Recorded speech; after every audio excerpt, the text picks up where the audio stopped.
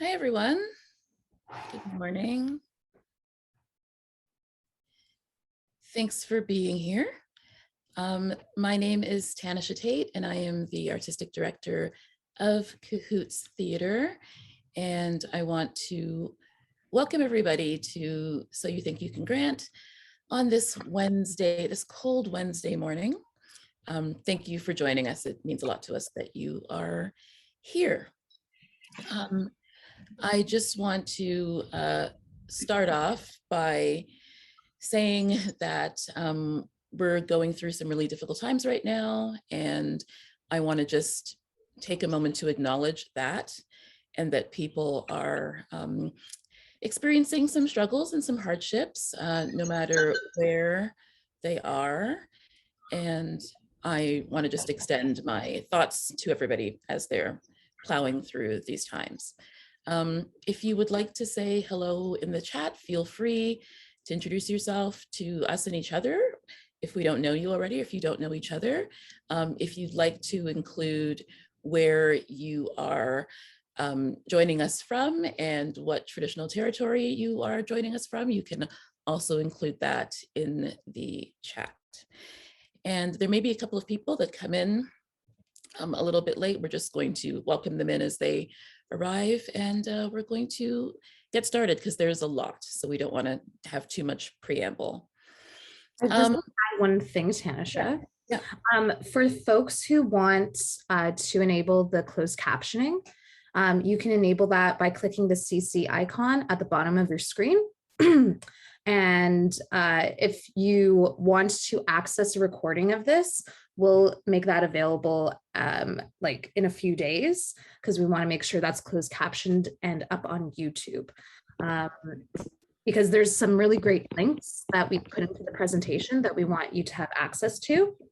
And just one other thing, because we are recording this, I might be like muting folks so that there's no background noises. And because we are recording it, if you have your camera on, because we're sharing our screen, it shouldn't affect this, but we will have a recording of you watching the presentation. So we would recommend you keeping your cameras off for the time being. But that's it for now. Yes, later on when we ask people if they have any questions, if you want to turn on your camera at that time to ask a question, that's totally cool. You can also just turn on your audio to ask a question, or you can type it in the chat. Lisa, since you already jumped in, I think you should let people know who you are. Oh my goodness, yes. So my name is Lisa Alves. I'm the managing producer at Cahoots Theater. I've done some grant writing in my past as an independent producer and as the managing producer at Cahoots Theater. And I would say like I'm a kind of nerd for grants. But I'm really excited to take you all through, the basics of writing a grant. This is a beginner workshop. So if you do have a lot of experience, that's great. Thank you for coming back and starting from basics and listening to what we have to say, but we're really starting from the bare bones. But yeah. Yeah. So if you are already writing tons of grants and getting lots of money and are a grant writing connoisseur, you likely won't learn anything from this. But if you are an artist that's still trying to get more comfortable writing grants, or maybe writing one for the first time, hopefully there is something here to offer. So let's dive right in, Lisa. Let's go to the agenda just so we can look at what we're going to talk about. So the things we want to cover today are: why do you want the grant? Then we're going to talk a little bit about the types of grants that are offered by the major government funding bodies. That's what we're focusing on. There are obviously way more grants than just the council grants, but that's all we have time for, or else we'd be talking for a week. So we're going to start there. Then we're going to talk about budgets, which are often the most terrifying part of a grant, and they don't need to be. Lisa loves a good budget. She is a budget nerd, so she'll be happy to talk to you about those. Next, Lisa. Then we're going to take a bit of a break so that everybody can go to the bathroom, stretch their legs, get a cup of tea, whatever you want. Then when we come back, we're going to go through the applications of the Canada Council, Ontario Art Council, and Toronto Arts Council project grants. So not operating grants, not grants for companies, but grants for artists. And then we're going to talk a little bit about how the material from different grants can be used to cross over so that you're not starting over every time you write a grant. A lot of the information can be transferable from one grant to the next, and the supplementary materials that you're often asked to provide. And then Lisa will talk a little bit about the final reports that the councils ask for when you've completed your project. And then we'll have some time for some questions. So let's get started. Yeah, so this is what I think is a really great question to ask when you're looking for funding for a project of why do you want the grant? There are a lot of really great and strong reasons, and then there are reasons that, you know, you should take some time and rethink.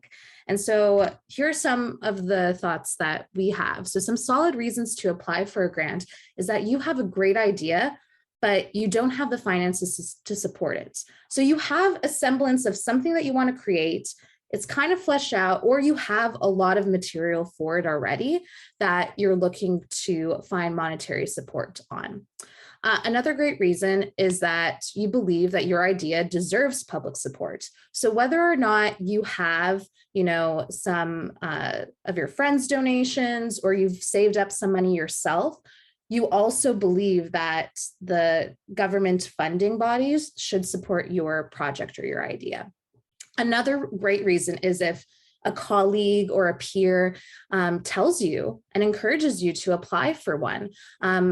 Always listen to folks in the theater sector, in the industry, because a lot of people will know what grants are out there. And if they're talking to you about a certain project, they're saying, hey, an OAC theater project deadline is coming up soon in the next few months.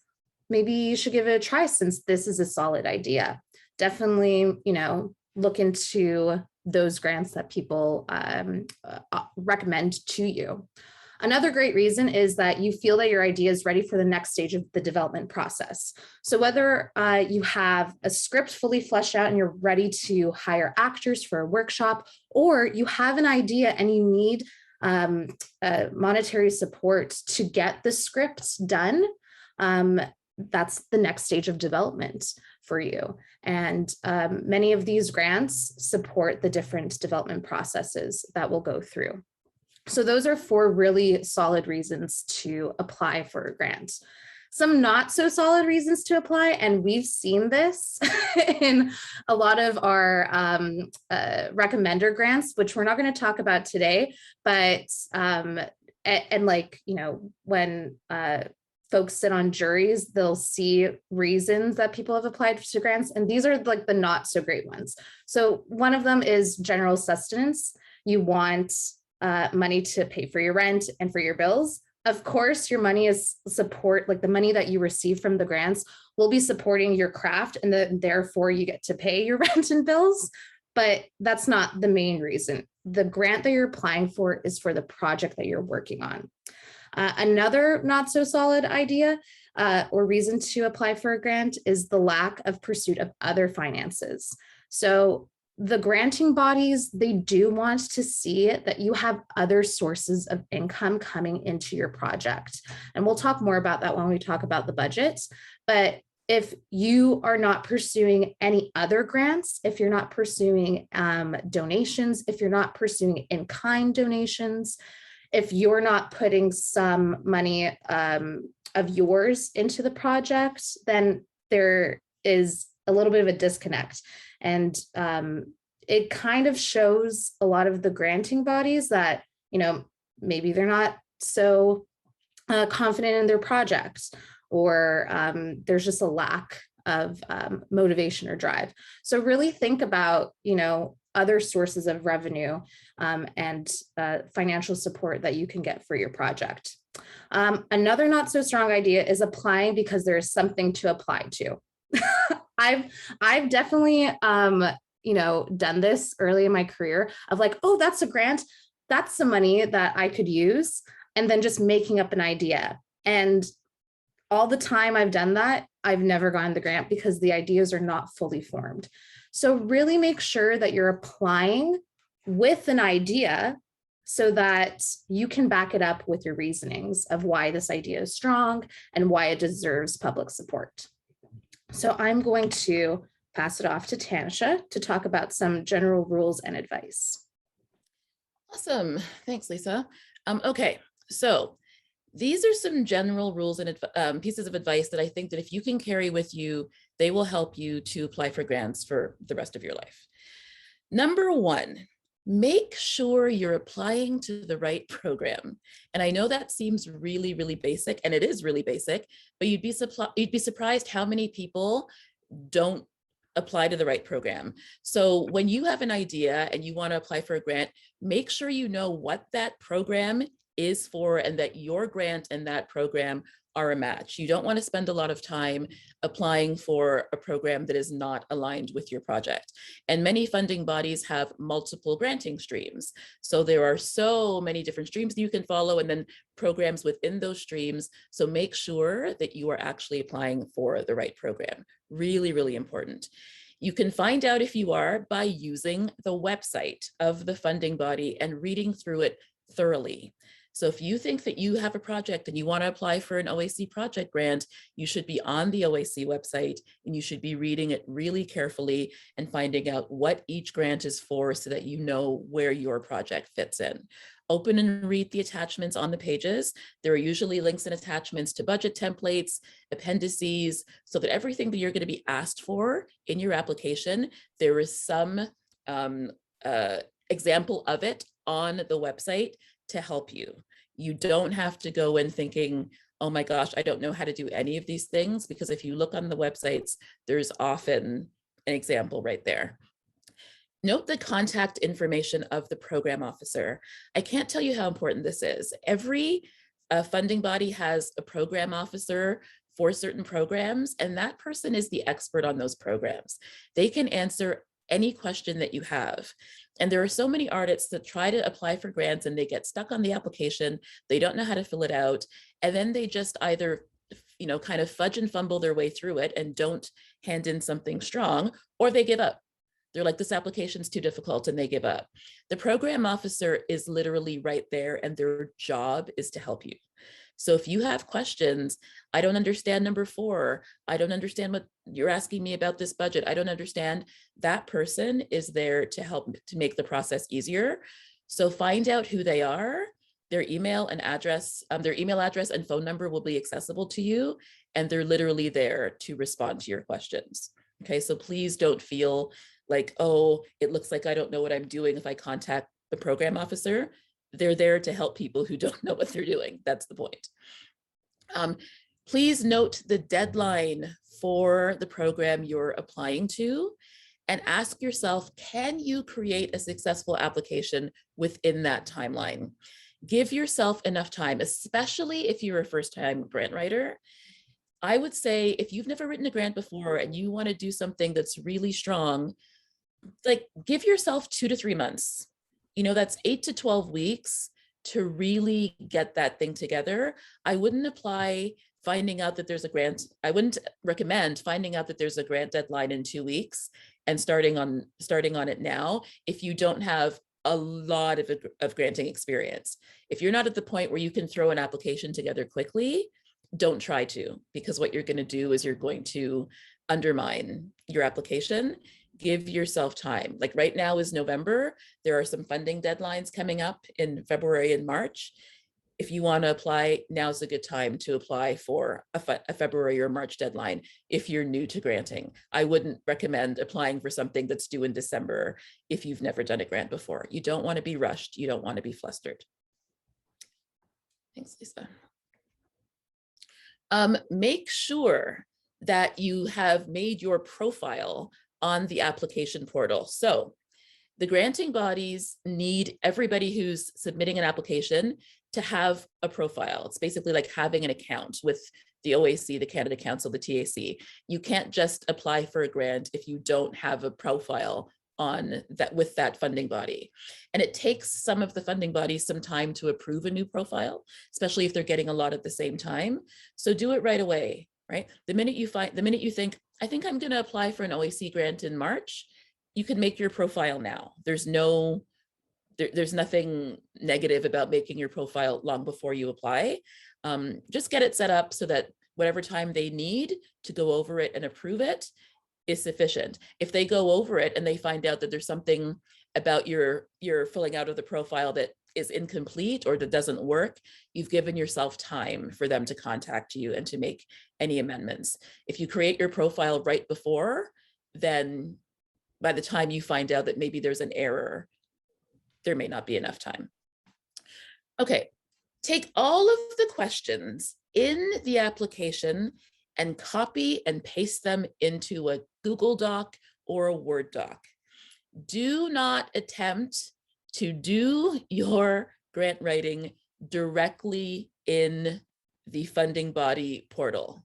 That is way too much stress. That is the final place that it needs to go. That should not be your workspace. That should be where you put everything once you are done and know that your grant is strong and in good condition. Do all of your work outside of the portal. That will make sure that you don't lose it. It will also make sure that you don't accidentally submit it before you're done. I cannot tell you how easy it is to do this. There are, Lisa will avow for this, there are websites that literally have the save and the submit button side by side. It is so easy to mean to save something and accidentally submit it. And once you submit a grant application, it's done. You can't access it again. You can't edit it again. You've sent it. And if you send it before you're done, that feeling of your stomach sinking is not something that I want anybody to feel. So please don't work directly in the portal. Work in a Google Doc. Work in a Word document. If you're working alone, a Word document is fine. If you're working in a collective, a Google Doc is great so that you can all contribute to it together. Be sure to add a word or character count to your working document so that you are aware of the length allotted for each answer. In the application, every question will have a limit to the answer. So it'll be explain the blah, blah, blah, blah, blah, 750 words, or explain the whatever 2000 characters, right? So make sure that you have that in your working doc as well, so that you don't write some incredibly long, lavish, beautiful answer and then go to cut and paste it into the portal and you find out you're 400 words over or 300 characters over. Make sure that as you're working on it, that you are keeping in mind those word limits. Thanks, Lisa. All right, create a folder to store anything that's going into your application so that it's all accessible and all in one place. We all know what it's like to have a crazy busy, full hard drive and to be trying to find stuff. So if you know that you're applying for a project grant, create a folder right away, OAC project grant, March 2022, and anything that is going to be part of that grant, put it in that folder. So the answers to all the questions would obviously go there, but any support material that's also going to be included in your grant, script samples, for example, or a budget, everything would live in that folder. And that way, you know, everything from my grant is here. And it keeps you from always looking on your computer to access various things in various places. And again, a Google folder allows other people that you may be applying with as well to access the work.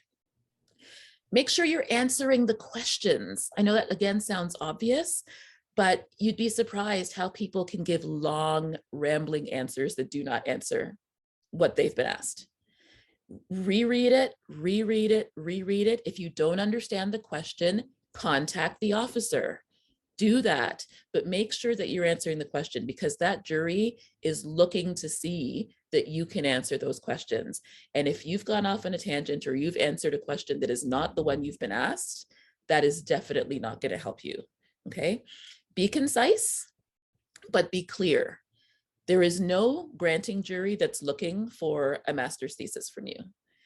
Be concise and clear. How can you make as succinctly as possible your case for your project clearly?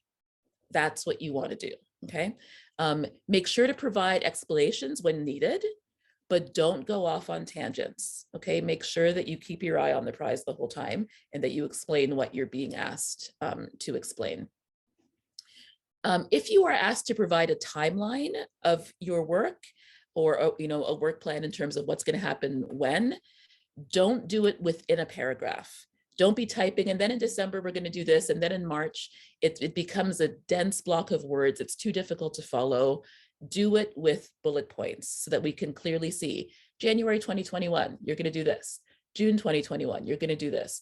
Doing it with bullets just makes it so much easier to read and to understand. And if you are asked questions about the budget, do not include budget calculations in your paragraph answers, okay? You're going to have an entire budget section where you're going to be able to address all of those mathematical issues. Don't start doing calculations in your typing. And I think that's it, right, Lisa? For the rules and advice? Yeah, I think there's actually, oh yeah, we're going right into the Canada Council. We are going right in. Okay, so I'm just going to explain to you some of the grant types at the Canada Council. The Canada Council is by far the most complicated, and that's the good news. The OAC and TAC are more straightforward. Okay, so the Canada Council, for the purposes of artists that are working on project grants, has two streams: research and creation and concept to realization. What makes the Canada Council more complicated is that it is the funding body that doesn't just allow you to pursue your grant by discipline. So whereas with the OAC, you go in and you click theater, and then you find out the theater grants, and the same with the TAC, that's not the way the Canada Council works anymore. They've changed it so that instead these headers are like what point in the process you're in. So you're applying for a research and creation grant or a concept to realization grant, okay? So if you're doing research, if you're just in the early stages of creation, you would apply for the RNC. If you're at the point where you're now looking to put something up, to get it on its feet, to start, taking it from the page to the stage, then you're looking for a concept to realization grant, okay? And the deadlines for these are available on the websites. Next, please. Okay.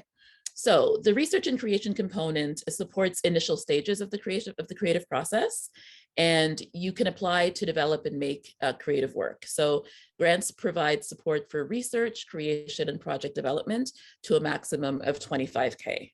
And this would support research, the creation process, and project development, including residencies. So if you are online one day and you find out that there's a residency happening, you can apply for this grant to potentially support you in the pursuit of that residency. Okay, next, please. The concept to realization supports the full creative cycle. So not just the research, not just the writing of the script or the crafting of the concept, but through to the presentation. Okay, so if you are working on something that is going to have a final showing, then you're looking for concept to realization if that's what you want to fund.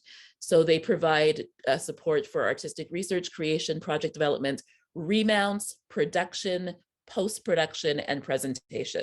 So obviously going much further along the manifestation process than the research and creation grant. So if you're looking to actually put up a show or to do like a fully staged reading, you would be looking for this. And here you can get requests to a maximum of $60,000. In certain cases, if you can make a case for what it is you're doing and how intricate and involved it is and how many resources it's going to require, you may be able to get a grant for up to 100,000, but normally it would be 60.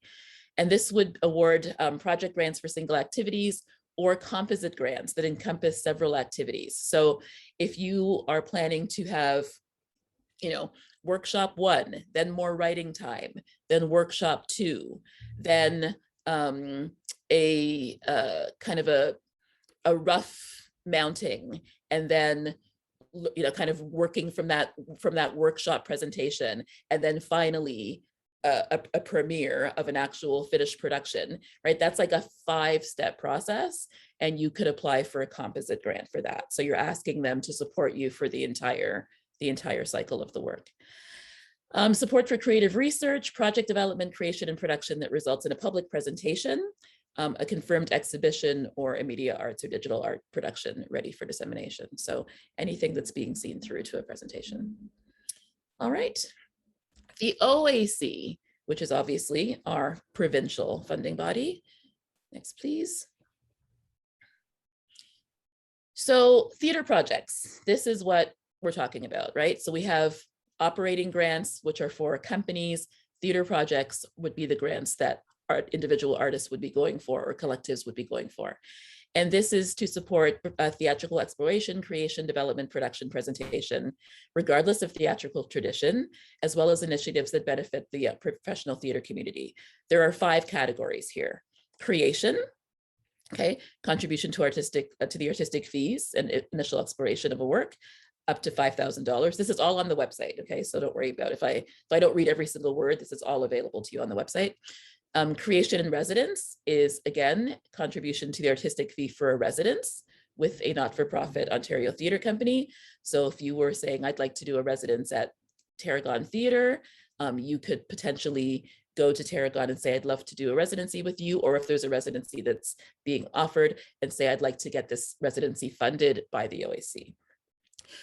Development workshops contribute to the cost of a workshop or similar development projects. Some form of public presentation is necessary. So if you're asking the OAC for workshop money, it can't just be for something that's done around a table that only the people in the room see. There has to be a public viewing of that workshop, and you can apply for up to $15,000 for that. Productions, you can get a maximum of $20,000.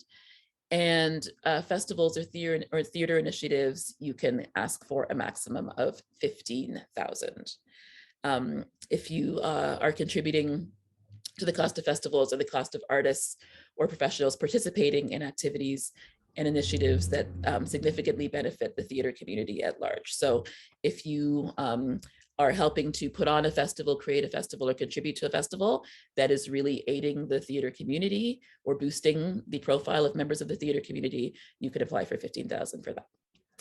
Next, please. TAC. So I know that there may be people here that are not from Toronto, but we're going to look at this because it is a window into what a municipal funding system looks like. So even if you're in a different city, if your city has an arts council, the structure of it may not vary too much from the Toronto Arts Council. If you are in Toronto, this is good for you to know. So there are 3 different programs that you can apply for as a theater artist with the TAC: project grants, long-term projects, and grants to playwrights. Next, please. So you can get money for full productions up to $15,000. Okay, so that's production presentation of a fully developed work. Production in a festival. So if you have a show that's going into, say, the Fringe or Summer Works or Next Stage, you can get up to $10,000 in funding for the creation of that work. Production in a festival is not the same as festival. Festival would be if you are actually the producer of the festival. So if you actually are putting on a festival and you're looking for money to support that, then you can apply for $15,000. That's different from if you're going to have a show in someone else's festival. Workshop, again, supports the development of work, and artists involved and playwrights in the workshop process must include a reading or a presentation. So that's kind of a really consistent thing with workshops, is that you have to actually have some sort of an audience at the end. And then special initiatives support projects that develop and advance the practice of theater in Ontario and contribute to an understanding and appreciation of theater.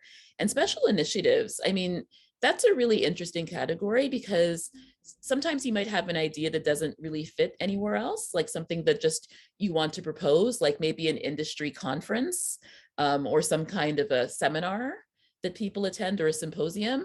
And that doesn't fit into, obviously, doing a show or doing a workshop, but it's something for the betterment of the industry, or something that you think the industry very much needs, and you can apply for funding for that as a special initiative up to $15,000.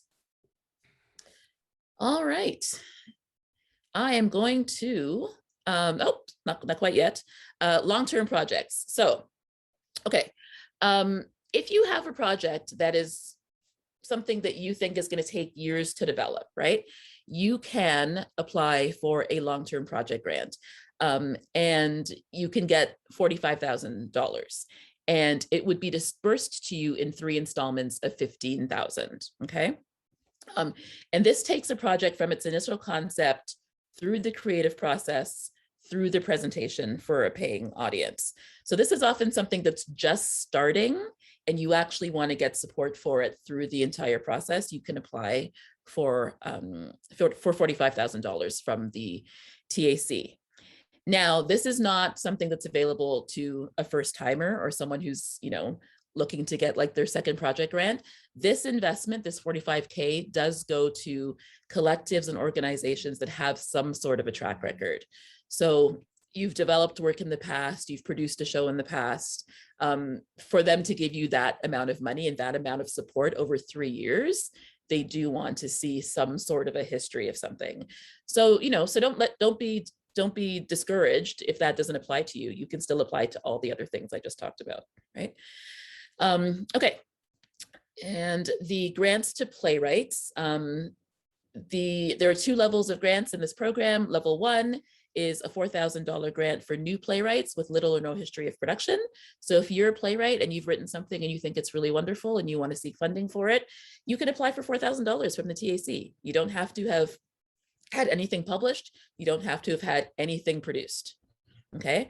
And then level 2 is for mid-career senior playwrights with some sort of a history of professional production. So if you've written plays that have been produced in the past, you can apply for $8,000.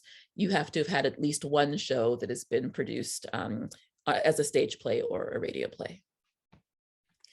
Okay, I am now going to throw to my comrade, Lisa Alves, who is going to dive into the world of project grant budgets.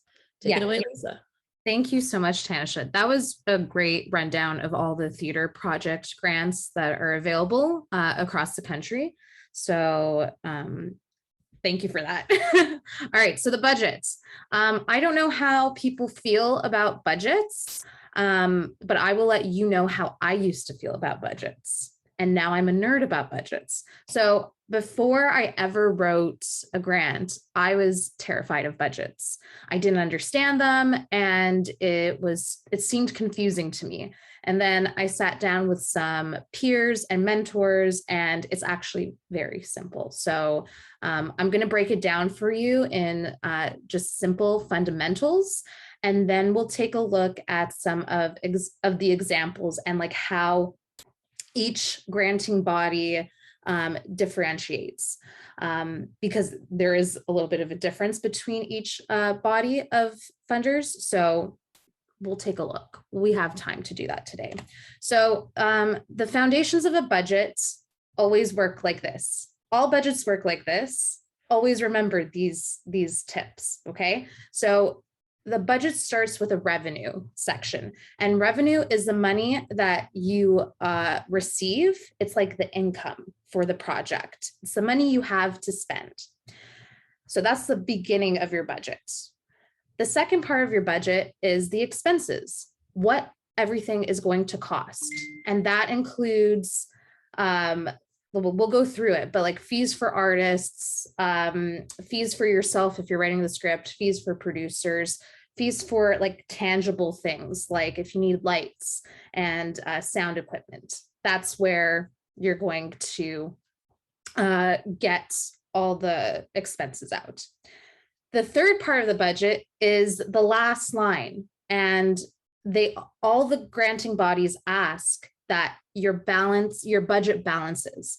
What does that mean?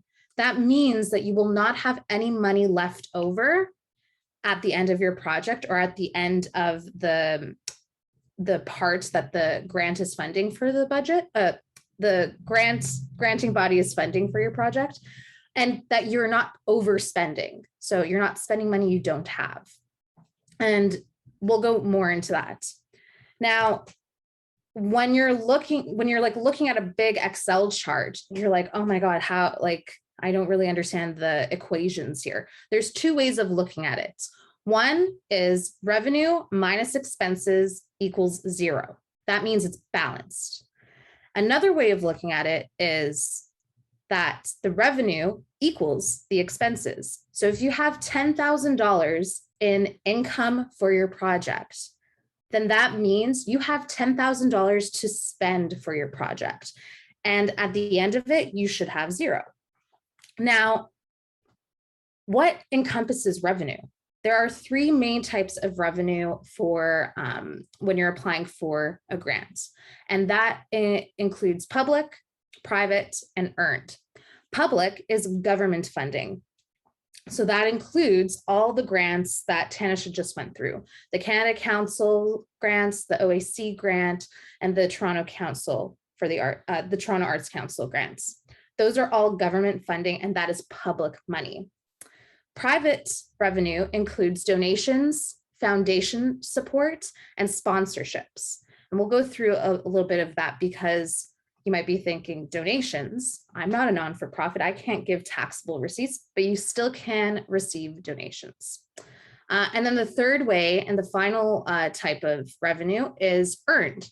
So that includes box office, sales on merchandise. If you're offering workshops and classes that are combined with your project for your creation or production, those would be included as earned revenue.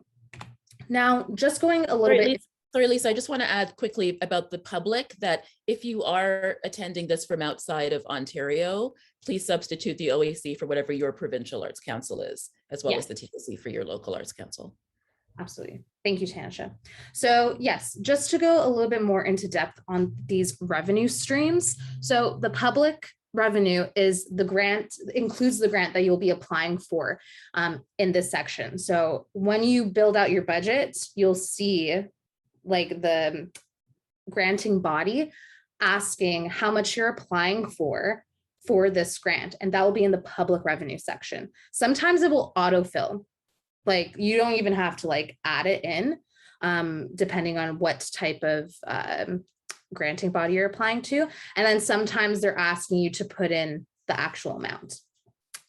It also includes all the other grants you're applying for. So you can definitely apply to various granting bodies for the same projects, which the granting bodies want to see. That is very beneficial to you if you do, but you will have to add those numbers in on how much you're applying for. Now, the private sector revenue includes, again, donations, crowdfunded money, sponsorships, and foundations. But this is the thing. You have to be realistic about the donations that you are budgeting for. It takes time to garner donations. It takes time to make connections with sponsors, which are small businesses who are going to give you money and something in return for the money that they're giving you. It also takes time to write applications to foundations. It's another whole application process. So really be considerate and don't overshoot yourself. Like don't say, I'm going to make $35,000 for my development of my script in donations. Is that realistic? It might be. You might have some really rich friends, but for a lot of people, it's not. So please be realistic and think about the time, the labor, the energy, all of that when you are budgeting out private sector money. In terms of earned revenue, there's a little bit of a trick. So for box office, when you're calculating a box office budget, you should always calculate at 30% of a full house. So if, let's just say, these are not accurate numbers, but at a theater that has 100 seats, right? 30% of that is 30 seats sold. So if your run is a week long, there's 7 shows, you have to calculate 30 times 7, and that's your box office amount, whatever ticket prices you're charging. Now, because we're in COVID times, it depends on, the regulations and the policies of the theater space on how big their house is. So for example, at Theater Pass Marai right now, they're only doing 50% full houses going forward until, things clear up with COVID. If you are holding a presentation there and you're asking a granting body to give you money for this presentation at Theater Pass Marai, what do? It's already at 50%. Should I just budget at 50%? No, budget your box office revenue at 30% of 50%, okay? And you don't have to be, like superior at math to do this. You can do it on your calculator. You can do it on Excel, on a Google Sheet. It's very easy to figure out, okay? Just, you have to make sure that you have the price of the tickets that you want to sell. Also, for earned revenue, please be realistic about considering selling merchandise. So I know a lot of it's a very big trend with Toronto Fringe shows that they'll like sell buttons or t-shirts or tote bags, but those cost money to produce. So you have to be realistic about how much it costs and how much you really think you can sell, because you don't want to end up with a bunch of inventory that you're never going to sell afterwards. So just consider how much it costs and how much effort it is going to be needing to sell. So moving on into the different types of expenses, usually it's broken down into 4 main sections. Sometimes, depending on the type of grant that you are applying for, there's only 3 of these. Sometimes there's only 2, but they all usually are encompassed in these 4 sections, these 4 parts. So the first one is artistic, which covers fees for all the artistic personnel on your team. So playwrights, actors, directors, designers, all of that is in there. The second is technical fees. So that includes fees for your stage manager, if you're going to hire a production manager, a tech director, and also any materials for set and costumes, as well as sound, anything that goes into the technical part of the production. If you are applying for like a workshop grant, not a workshop grant, like a development grant that you're working on a script, you probably will not have technical fees, because it's maybe just going to be you and a dramaturg working on something. So you won't have to deal with a technical part of your budget. The third type of expenses are marketing expenses. So that includes fees for people who are working on marketing and printing materials for the promotion of your show. And the fourth one, which is kind of a big type of expense, is administration. And that's usually where the producer fees fall into. That's where office supplies and printing of scripts. If you have to buy subscriptions for research materials, that would go into admin. Now, just to go into a little bit more, and we'll go back into where you can find a lot of these fees in a few minutes. But when you are trying to budget, how much an actor costs, how much a playwright costs, how much designers cost, you should always go to where that personnel has an association with. So for actors and directors, their fees can be found and given a baseline on the Equity website. And Equity is, all these associations are across Canada, so it's actually not different from coast to coast. So the Equity standards can be found in the fee booklets, and I'll tell you where to find that in a few minutes. For playwrights, you should base your fees for yourself if you're writing a play, or for the playwright that you are, working with, on Playwriters Guild of Canada standards. And for designers, you should always base your fees on the Association of Designers of Canada standards. And that includes set designers, sound designers, lighting designers, prop designers, and projectionists, if you're using those types of people. Now, for technical, this is where you separate stage management, because stage management fees are also part of Equity standards. but they go and they belong in the technical part of your budgets. So take a look at the equity standards for stage management fees. One thing to know, and this is just like a caveat to this, when you are budgeting a stage manager, you always have to add an extra week of work for them because they need an extra week of prep to get everything organized before rehearsals or before a workshop. So just a note. If you are like, if you forget that for whatever reason, like no worries.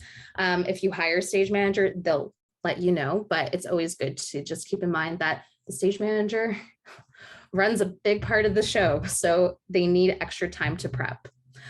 Fees for production management, there's no association for them. So you have to make sure that you're giving them a fair and fair wage for their work.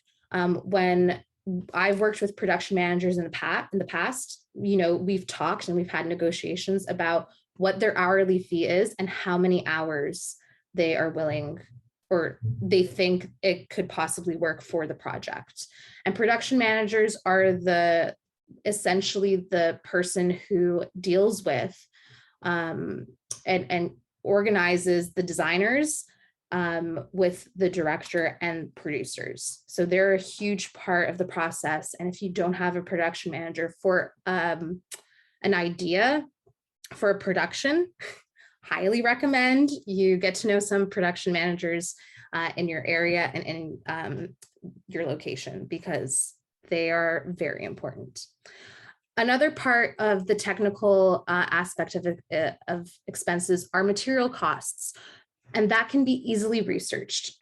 Just simply Google if you're like looking for, I don't know, some pots for flowers because you need to plant them. Well, look on, like you could probably pick up, you know, a $3 pot at Dollarama and you need 5 of them, 3 times 5. There you go. That's how much you'll need for your cost of materials.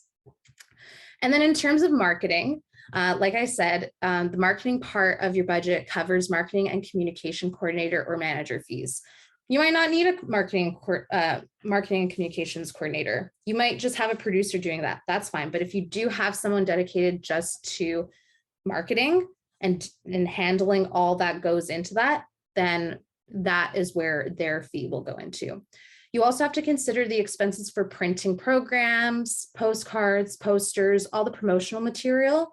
It's not the printing of scripts or research material. So make sure you make that differentiation. And also it's expenses for advertisements on social platforms. You can buy advertisements on Facebook for a pretty decent amount of money, as long as you know how to, you know, select what location you want the advertisements to show up on. So if it's only in, let's say Vancouver, you can like select on Facebook, I only want this ad to show up on people's Facebook if they're located in Vancouver, because that makes sense. And then you can get a lot for your money that way. And then admin, like I said, it's a huge part of your budget. And I mean, I have some feelings about, you know, the fact that the producer fees are in admin and outreach coordinators are in admin, because it's not just overhead. It's, you know, it's a lot of work to make the project happen. But this is how the funding bodies recognize expenses and fees for these people and items in the production or project. One thing about outreach coordinators, if you are hiring an outreach coordinator for your project, just make sure that in the budget template that they don't have like a section for education and outreach. If there is a section for education and outreach, then like you'll just have to put your outreach coordinator fee in there and any other expenses. Yeah, so I think that's about it for like breaking down all of the foundations. Let me just, yes. So this is like a really great resource that I want to share with you all in regards to where to find all of these numbers.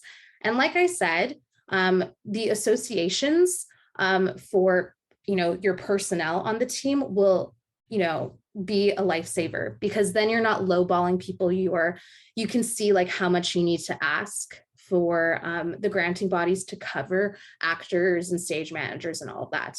So the first place to find your numbers would be looking to pay your actors and directors and stage managers. Equity's agreement covers also choreographers and fight choreographers. So if you need to hire folks to fill those positions, you can find that in the equity agreements and policies. There's a bunch of policies and there's a bunch of agreements on the equity site. So it might be a little bit confusing to figure out, where should I look? Which fee booklets should I look into? So the three main ones that I would recommend are the Indy 2.2, which covers theaters and collectives with limited resources. So if you're just, you're an artist and you have, 4 friends about to create a devised piece of theater, this is the place where you'll look at to see if how much you should pay your actors and directors. If you are an independent theater, but you're not part of the Professional Association for Canadian Theaters, which is an association that like Cahoots is part of and Factory Theatre is a part of, which is an association that essentially helps us manage resources and negotiations for a bunch of unions and personnel and labor relations. But if you are part of a theater that is not part of PACT, that means that you would be looking at the Independent Theater Agreement, which is the ITA. And that is a completely different booklet than the Indy 2.2. It's confusing because Indie and independent, they seem like the same thing, but they're not. So with the Independent Theater Agreement, their fees for actors, directors, and stage managers and all the other personnel are a little bit higher. And then the Canadian Theatre Agreement, which are CTA agreements and contracts. Those are for theaters who are members of PACT, so the Professional Association for Canadian Theaters. This is helpful, even if you are not, you're not running a company that is a member of PACT, but if you are working with a company, like you're doing a co-pro, so I would say like something like Bad Hats. Bad Hats are not, or from my knowledge, are not part of PACT, but they did a co-pro with Soul Pepper, and Soul Pepper is part of PACT. So they would need to make sure that they are budgeting at CTA level fees because they're working with a PACT member company. So I will share some links in like a package afterwards that will include the equity page where you can find all of those agreements. Another place to find really great resources, and I'm such a fan, is the Artistic Producer Resource, which is a generator website. It's like a wiki link where you can find everything about theater from all over Canada on this site. So it's artisticproducerresource.ca. And you can find resources on building budgets, as well as considering fees for people who are in roles that don't have associations, like producers and production managers. So definitely take a look on there. They'll give you like percentages to consider for, I think it's like 10% of your full overall budget should be your producer fee, and things like that will help you consider giving valuable fees to people who are coming on board that might not be represented by associations or unions. I would also highly recommend Google. Google is great for quotes for sets, lighting, sound. Just like if you need to know how much, a 2x4 is, search it up. You'll probably get a hit for Home Depot or Canadian Tire, and you can see a quote there. It's very expensive now because of COVID. But if you don't have an idea of like how much, I don't know, yarn is, you need a lot of yarn for your production, just Google it and you can see what the price range is and plunk in a number for that. in your budgets. Long and McQuaid in Toronto is a really great go-to for sound and lighting rentals and purchases. And again, Home Depot and other hardware stores are great for set construction expenses. I know it might be like really overwhelming to like, if you've never built a set before and you're like, I don't know, I need a counter for this production. Just, you know, you can definitely take a look at what possibilities are purchasing new on Home Depot, or you know, how much it would be to build it. I would also recommend connect with working production managers, producers, and leaders of companies, because they will know how much things cost, because we're always just working with budgets and like we are always finding prices for things. So if you are looking for, I don't know, LED lights, a light tree, then, you know, connect with a local production manager or producer. You might not always get a response because production managers and producers, who are usually freelancers, are always busy. So they might not get back to you, or they may not get back to you right away, but it's great to reach out and connect with folks for difficult questions. So with that, we're going to talk a little bit about budget templates. Now, all the funding bodies have different templates and formats, which can be very overwhelming and confusing. So what I would recommend is starting with your own, okay? Stick the numbers that you know or that you've just currently researched in a Google Sheet or Excel. You can organize the sections in whatever way you want. I would recommend doing it like revenue, and then all the different types of revenue that you're looking for, and then expenses, all the different types of expenses that you are needing, okay? You can look up formulas on Google, so sections add up to do the math.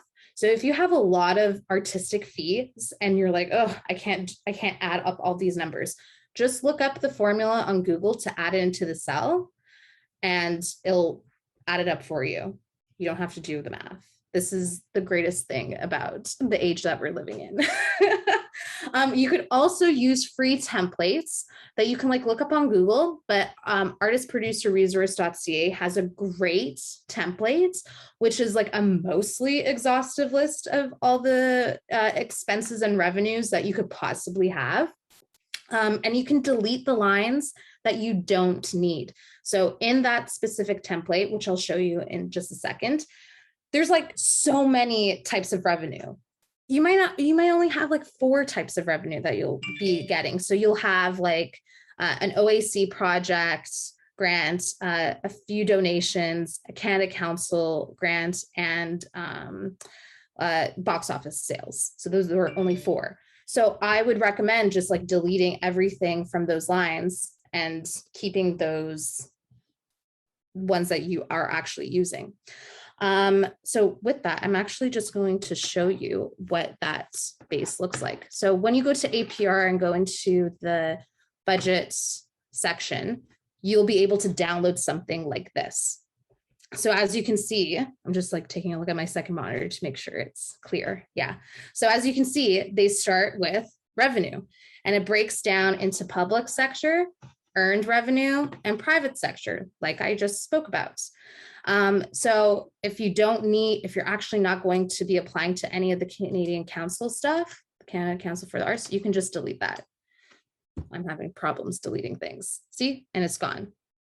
And you can just add all the budget stuff, all the actual numbers into the budget column. Very straightforward. And the same with expenses. You can get rid of, if you're not going to be using a costume set or lighting designer for production, you can just get rid of that and then fill out all the budget numbers that you need. And then because this template it should be pre-downloaded for the formulas, the total creation, like the total part of each section should add up as it is. Don't worry about the actual or the projected or the variance. Just focus on what you need to do, which is the budget area. Okay, let's go back to the presentation.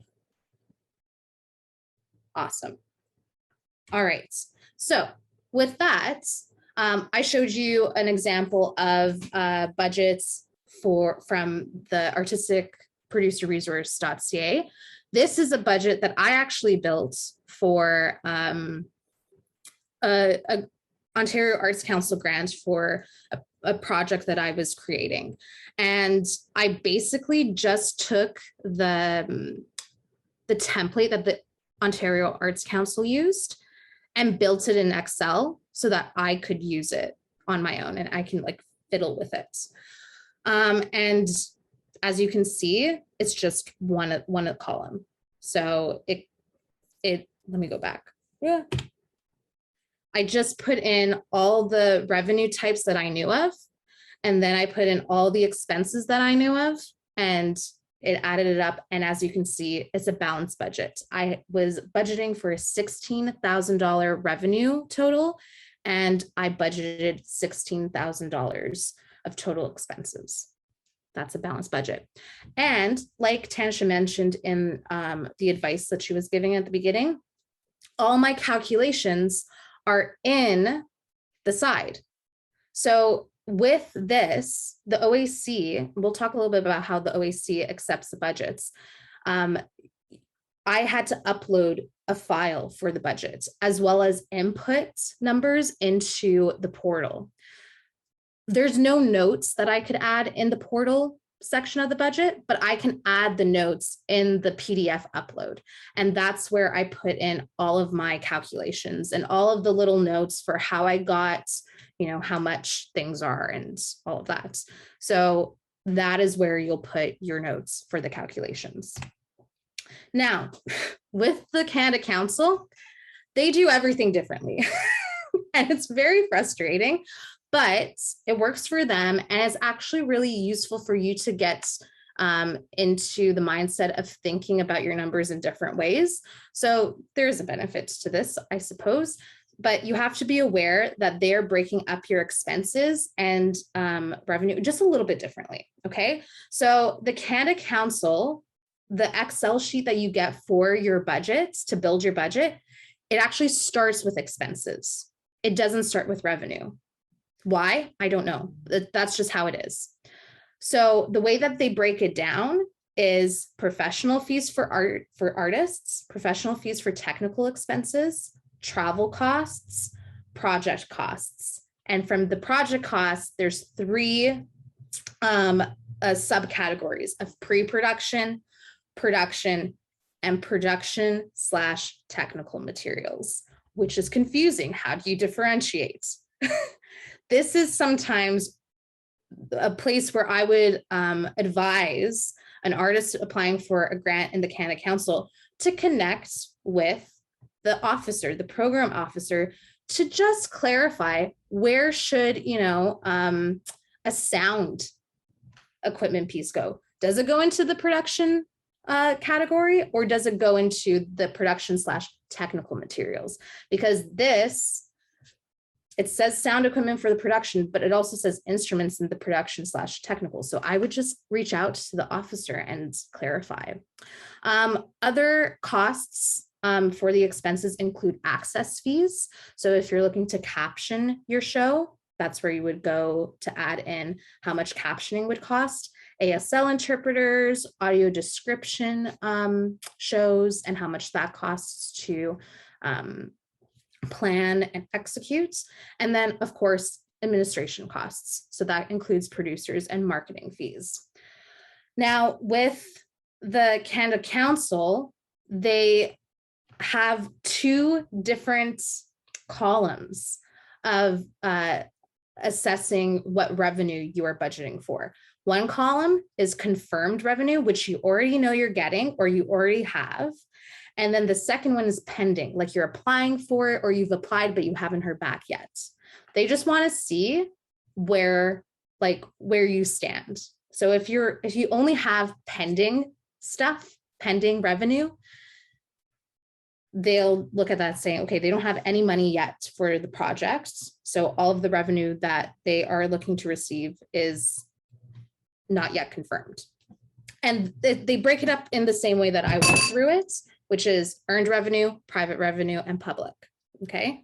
They also have a section for in-kind revenue, which are donated items.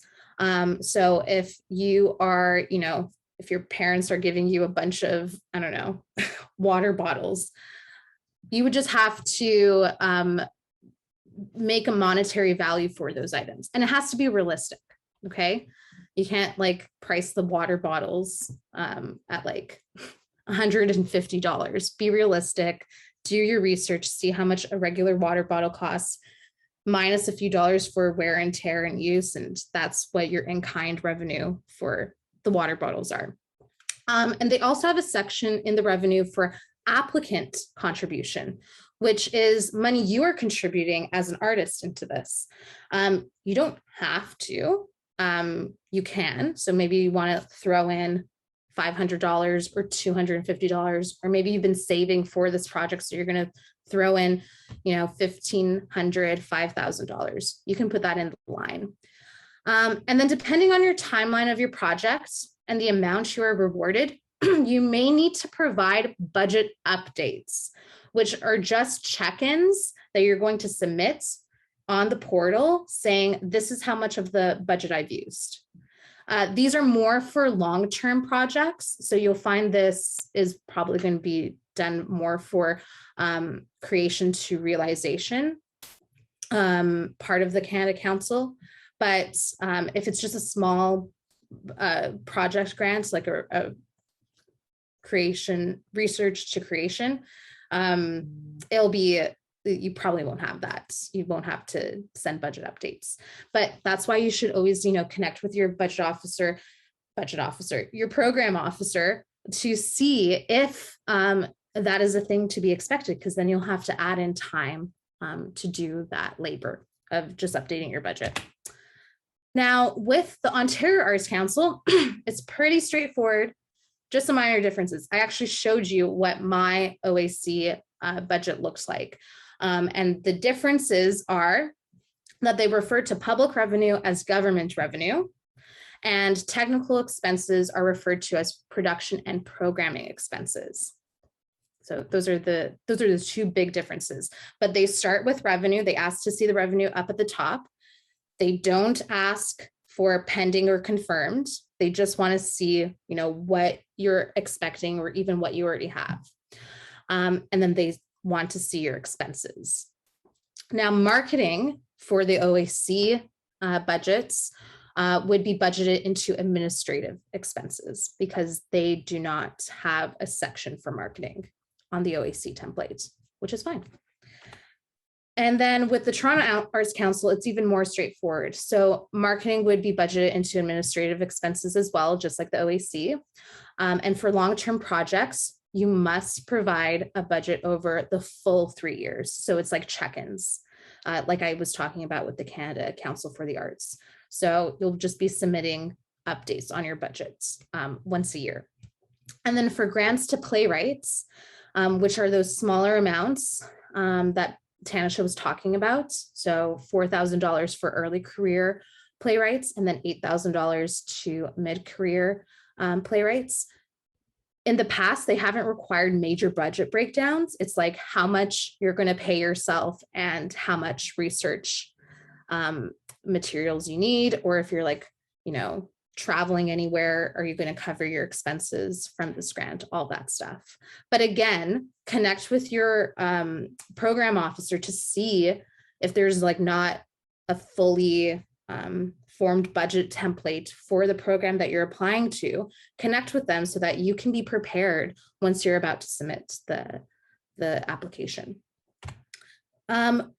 With that, we're already at our break. We're 15 minutes early. So this is exciting.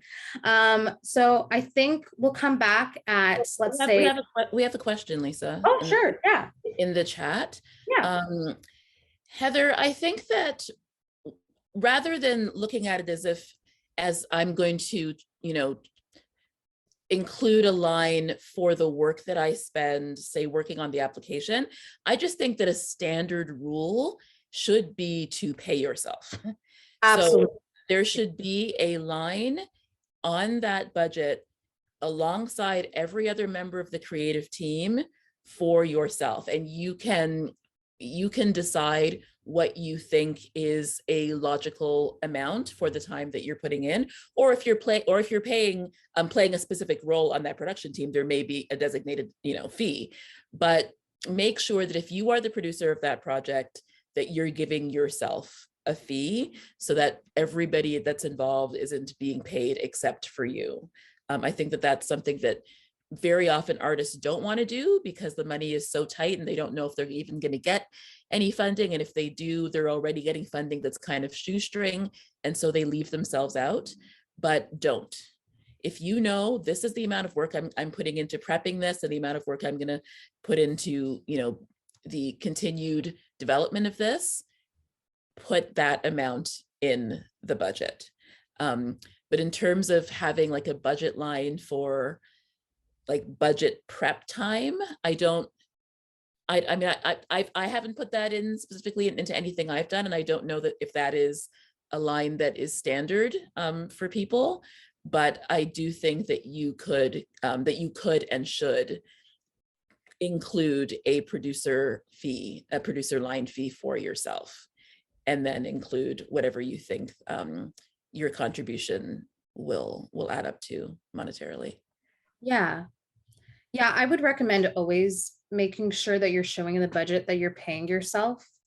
I've talked to a few folks who have sat in on juries, and they won't look at a grant application if they're seeing that people are not getting paid, even if it's the person who's applying.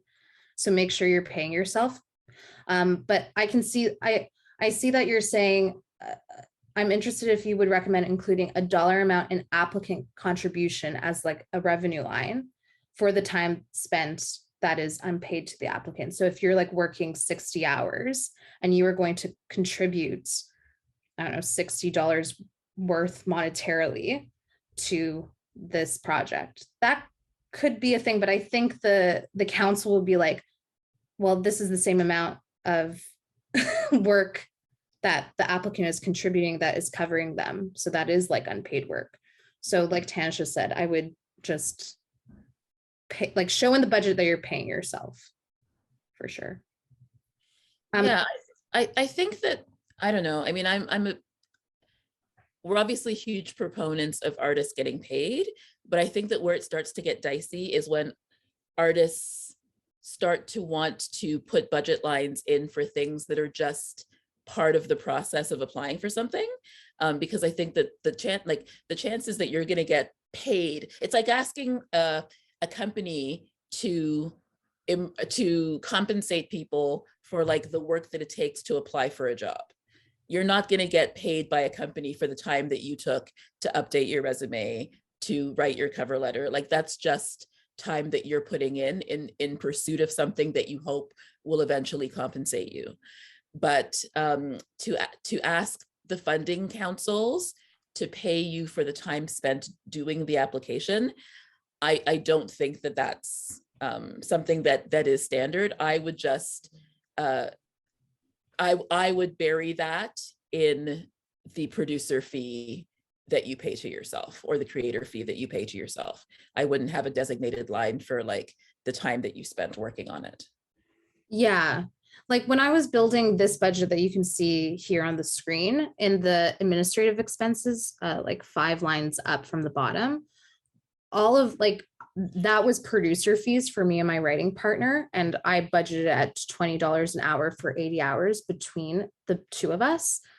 That did not include like writing the grants, which took like, I would say, upwards to 15 hours, 15 to 20 hours. But I did not include that in the budgets because that was just, yeah, that's like trying to get a job. So that is like actual producer work of like artist liaising, connecting with organizations for sponsors and foundations and all of that. So yeah, I would just echo what Tanisha is saying. Does anybody else have a question that they'd like to ask before we go on break? I would like to say to everybody that the budget part is the most intimidating part. So yeah. If your brain hasn't exploded so far, this is very good. Because Crystal, do you have a question? You can come on. Yes. Yeah, go for it. So yesterday I attended another workshop with some theater creators, and one person in particular made a comment about how he could not call himself a playwright according to the Canada Council, and that's why he has to call himself a theater creator. And so I know when you reviewed some of the possibilities, is there something I should know about this playwright language? And because I would think of myself as an emerging playwright, and it could be that the person was wrong, but it's a comment that stuck with me because I hadn't heard it in any of my research. My instinctual answer to that is that it might be a question of form. Is this person that you're talking about creating traditional scripts, or are they working conceptually in another way? There are a lot of artists that create a lot of devised work. They do it on the floor together in the moment. It's not based on a pre-written script. So there isn't that standard play that exists, but there is creation happening through different means, like through movement, through, all sorts, through soundscapes. There are all sorts of ways in which a creative process can be developed that is not the traditional sitting down and typing a play. So that's my first impulse, is to think that maybe this person isn't a traditional playwright. And so in the things that they are applying to, they call themselves a theater creator because of the form that they work in. But if you are someone who is writing text, there shouldn't be any reason why you couldn't call yourself a playwright at any stage.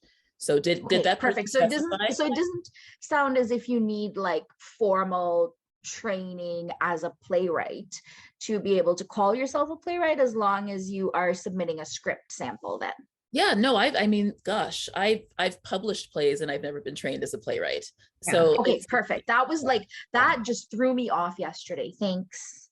No I would problem. also say to that, Crystal, in some of the questions that the grant application is asking of you, and we'll talk about this after the break, but it's like assessing the artistic merit of the people involved in the project. So they want to know your experience, but it's okay if you don't have actual like formal experience as a playwright.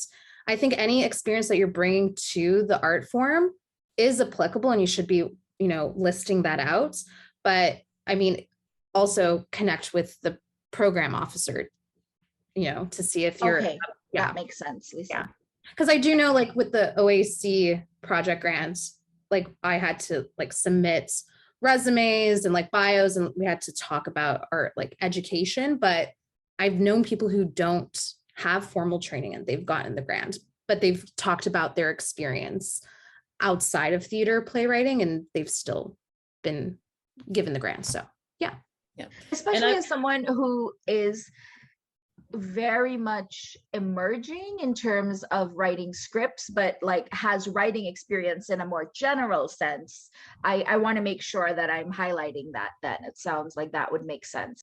Yeah. Oh, absolutely, Crystal. And yeah, you have a writing background. So it doesn't have to be that you've written stuff that is traditionally theater, but you have a background in writing, and now you're moving into theater, and you've done CG, and you've done stuff that you can put down. I wouldn't worry, and I don't think that anybody should worry about.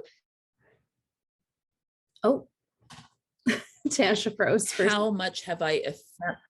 Oh no, am I back? Yeah, you're back. Am I okay? It's always terrifying to freeze on Zoom.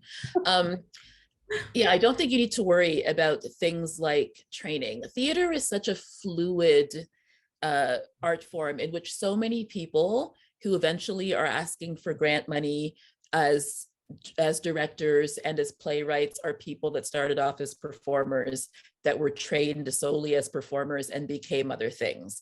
It's like there are so many people that are looking for grants in theater where the role that they're playing in that project is not what they were technically trained to do. So I don't think that that's something that you have to worry about, as long as you can clearly explain, this is the background that I have in life that adds value to the application right now. The other thing, just from sorry, like the presentation that came up for me was the possibility of these kinds of development workshops, because again, kind of going back with my background as a social worker, that's something that I feel like could be a real fertile ground based on, you know, my other experience. So it sounds like those are things that maybe I wouldn't have considered before. So thanks for kind of helping me understand the landscape. Absolutely. And like when you're, you know, applying for a grant for a workshop, you're going to be working with other people, right? And you might want to consider, you know, hiring a production manager or a stage manager with experience in the sector to support that as well. So yeah, it's definitely, anything is possible. Yeah, Most things are possible, but yes. Most things are possible.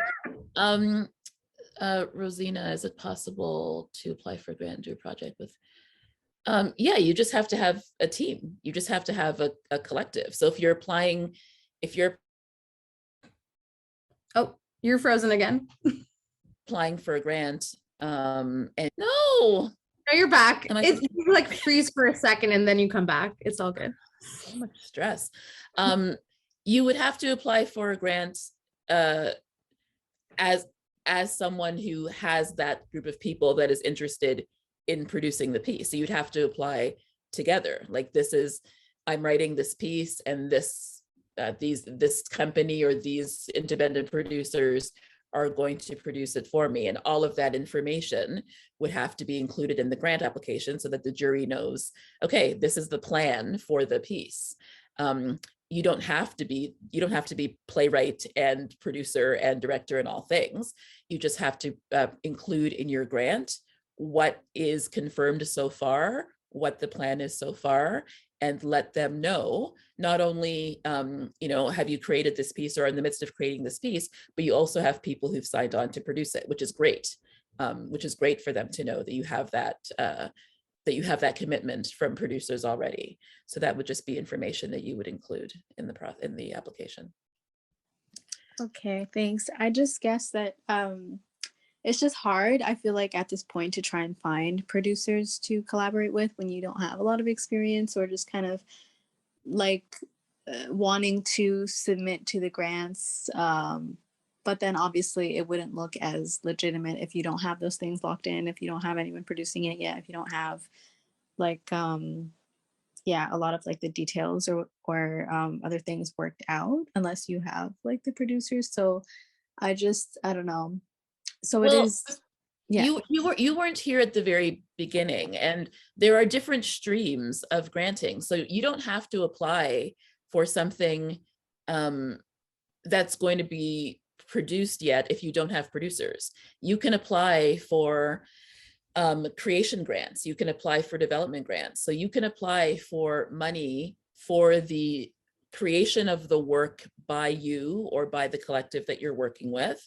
And then once you have something really strong that's been created, then you have something to pitch to producers. Then you have scripts that you can take, a script or a concept that you can take to an independent producer and say, this is the thing that we've written or created. We think it's really strong. Would you be interested in producing it? It's going to be very difficult to get producers to sign on to something that is a fledgling idea. Once in a while you can, but if you're new, as a writer or as a creator, it's much better to have the project in hand first and then take it to producers who can actually then look at it and picture it and be like, oh, this thing, I can actually see it, than trying to get a producer when it's still like at a very, very infancy place. Mm-hmm. So I would apply for the creation grants and the development grants and get something in process that's like really, really promising. And then you can go to things like the artist producer resource, a generator. You can come onto social media, you can come onto Production Resources Toronto or whatever city that you're in, and you can start putting feelers out for producers. There are quite a few like young independent producers. You just have to connect with them, and Generator is a great place to do it. A really, really great place. Is that a website? Yeah, it is generatorto.com, I think. Yeah, it's .com. generatorto.com. they have like there's a list of folks who graduated from their artist producer resource program who are currently freelancers. And also there's the artist producer resource.ca, which is their wiki page for all the resources that include databases for people who have put their names up to be freelance producers that you can connect to, all of that stuff. So definitely check that out. Thank you. You're welcome. Okay, is this break time now? It's break time. It's already 12:30. So I am going to just share some music so that we can groove out while we're on break. But let's come back at 12:45. Okay. Awesome. See you, everyone. Thank you. Hello, everyone. Welcome back. We'll give people a few seconds to settle back in.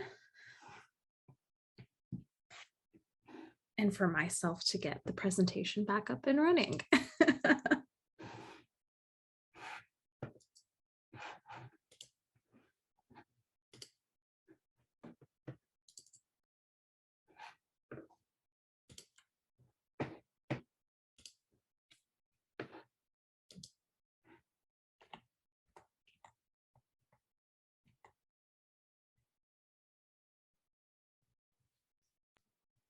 All right. Okay. I just want to make sure that we don't dive in before everybody is back. So if you're back, can you just kind of put the hand up sign or just say back in the chat so that we don't have people miss anything? Or like a heart emoji through the reactions. Thank you. Awesome. Okay, welcome back. Thanks for hanging in there through that first part, which was a lot. It's all a lot, right? Applying for grants is a lot, but the rewards can be fantastic if it works out. And I really want to stress that even if sometimes it doesn't work out, the experience of doing a grant application is so valuable because every time you do one, it's less terrifying than the time before. You just start to understand it, the process. And so it's a super, super valuable process that usually will pay off eventually, the better at it you get. Okay, so we're going to look at some of these applications now so that you can actually see what the application part itself looks like. And we're going to start with the Research and Create application for the Canada Council. Okay, so a lot of this is what I read already when I was just giving the blurbs. So everything that I read is here, what kind of things apply for this grant. It's very much about the research and creation stage as opposed to the presentation stage. Let's go to the guidelines and application form. And so this is a chance for you to see what they're actually asking you. Okay, so at the beginning, you're going to, oh, thank you. I was just going to say, can we make that a little bit bigger? At the beginning, you're going to have some facts listed here. So it once again lets you see what type of work is eligible for this stuff. So things that are in the creation and research process. It lets you know that you can apply for application assistance if you are someone who identifies as deaf, hard of hearing, has a disability, or lives with a mental illness. So there is help if you need it, okay? If you are a First Nations, Inuit, or Métis artist facing language, geographic, or cultural barriers, you can also ask for assistance with the creation of this grant. Okay, so it's a project grant. The deadline and notifications of results, it shows you there the link that you click on. When you click on that deadlines link, you'll see a list of deadlines for so many grants. Not all grants are due on the same day. Different grants have different deadlines. So if you can see here, the research and creation grant, there are 2 deadlines in a year. So the first deadline you can see is the 8th of April this year. And then the second deadline this year was in October. So you have 2 opportunities per year to apply. And then in the next column, it tells you when you can expect to be notified. So if you applied for the April 8th deadline, you would have found out by the end of August if you got it. If you applied for October, you'll find out by the end of February if you got it, okay? So that's what the application deadline looks like. Okay, so now we're going to actually go to what the form looks like that you're being asked to, the questions that you're being asked to answer for the grant, okay? So a lot of this is stuff that I've already read, things that you need to know. You can't apply for a grant for an activity that's already begun. So say you say, I want to apply for a grant to work on this project, and the project is already well underway. You can't apply for a research and creation grant for that because the research and creation has long started, right? So if a grant is for the beginnings of a project, you have to be at the beginnings of that project. It's okay, Lisa, that's fine. I've heard that. So let's just go to the impact. Scroll up, the impact, nope, up. There we go. Okay, so assessment. This is super important because this is how the jury is going to make decisions, okay? How are decisions made is the question that everybody wants to know. Your application to the research and creation component of Explore and Create will be assessed by a peer assessment committee. And that's really important. Other artists are going to be assessing the work.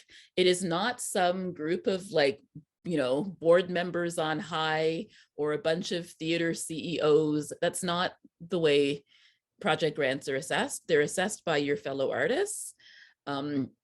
Because your fellow artists often have an understanding of what it is to make independent work.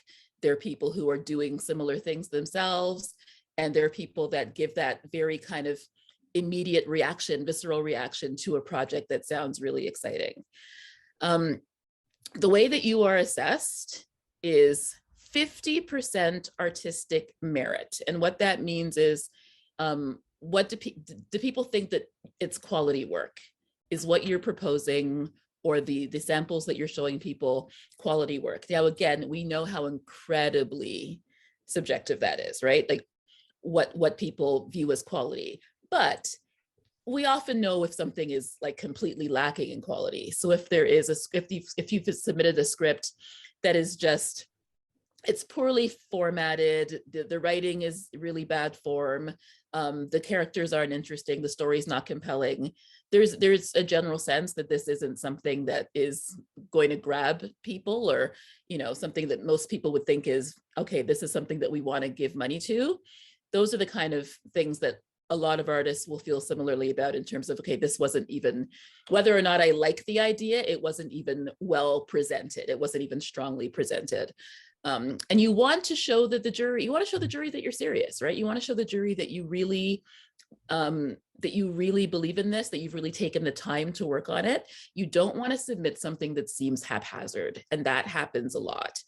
People will submit scripts that are full of syntax errors, all sorts of spelling mistakes, punctuation that's wrong, and all that says, unless that's an artistic choice, based on a character or something, all that says to the jury is that it was thrown together and it wasn't proofread, and that you don't care how that lands with the jury in terms of how serious you are, right? You don't want to be in that situation. So you want to make sure that you're giving in quality work. The artistic rationale for your project, why are you doing it? Why is it important that this project happen in 2022? What is it speaking to, right? What is its pertinence, right? Why do you feel that you need to do it? And what are the potential artistic outcomes from this? Maybe it's eventually going to be a production. Maybe it's the opportunity to hire many, many people. Maybe you're going to be able to give opportunities to new artists. Like what are the artistic outcomes that are going to come of you receiving this money? Impact is 30%. And that is, what is the potential of the project to contribute to your or your group's artistic development, right? So something that Rosina was saying before the break, okay, I'm new, I haven't done a lot, but if I get this money, this gives me the opportunity to work with an independent producer to see a script through to a workshop for the first time, right? And that helps me grow as an artist. I get to connect with a producer who is still, you know, fledgling as a new producer, and that person gets to come on and work with me, and we get to bring this thing to fruition together, right? It's a really great opportunity to show how do you grow and how do the people that you're working with grow if you get this money. And how does it advance your artistic practice is the next thing. And then feasibility is 20%, and feasibility is huge. Like, how realistic is what you want to do? We all have big dreams, but sometimes what we say we want to do is not at all aligned with what we're asking for. So if you're asking for a $10,000 grant and you have a $100,000 proposal, very unaligned. If you're proposing something that's going to realistically take 8 months to do, and you're saying you can do it in 3, the jury's like, okay, this artist is not actually realistic or hasn't really thought through the viability of this. And that's something that's really important. And how reasonable is your budget, right? Considering what your project is calling for. Okay. Next thing they're going to want to know, you're going to have to submit some support material, which is usually your script. And along with that, you're going to need to say, who are the key artists and who's leading the project? What are the artist fees? What's your timeline? What's your budget? And are you partnered with anybody? So if you're doing a residency, are you working with Musical Stage? Are you working with Fujian? Like, who are you working with? And then a sample of your work or work in progress. So if you're applying to work on something that hasn't been started yet, then you may not have a script sample from that project, but you'd have to submit a piece of writing from the past. So just to give them an idea of the quality of your work, of your writing style, so they have a sense like what they're funding, right? What the artistic voice is of the person that they're funding. And scroll down. And then if the application is successful, there would be a grant payment and a final report. We'll talk more about the final report later. Now let's look at the application form itself for the Canada Council. Now, you have to apply using the portal, but this is just to give you an opportunity to see the questions, right? So you can see the questions in advance. This is what we say, copy, paste it in a Google Doc, and then answer the questions in the Google Doc or the Word doc, okay? So you don't have to go all the way into the portal to see the grant application questions, which is really convenient. Okay, so grant description, give your application a name, right? And the name might be the name of the project or the tentative name of the project. Provide the contact person responsible. So if that's you, it would be your name. If you have, say, a producer that's helming things, maybe it's that person's name, but know who the contact person is. It's really important because that's how the funding body is going to reach you. If there's something they have to ask you about, if there's something on your application that they're unsure of and they need clarity about, if they need to let you know that you've been funded or not funded, they need to know who to contact. So the contact person is super important. That is their point person. Provide a 1-sentence summary of your project. Really important to be able to distill your idea down, okay? So here, for example, to research the history of Black communities in Cape Breton and write the first draft of a play from, say, January 2021 to March 2022, right? That's what you want to do. And that summary is just their way of looking really quickly and being like, that's what this person's project is about. What is the start date? What is the end date? If you don't know the exact time it's going to end, ballpark it. How long do you see yourself working on this? What art form, styles, genres, and expression are most relevant to this application? So, are you using a lot of movement? What genre is it? Is it a comedic piece? Are you using soundscapes? Are you using dance? Are you using animation? Like, what are the artistic forms that may be involved in this? Just to give them a sense. And examples can include hip hop, experimental music, TYA, theater for young audiences. Maybe it's poetry, maybe it's graphic novel, throat singing, fine craft, documentary. Give them a sense of what is the primary art forms that you're using. Then describe your project. And this is obviously one of the heart of it, right?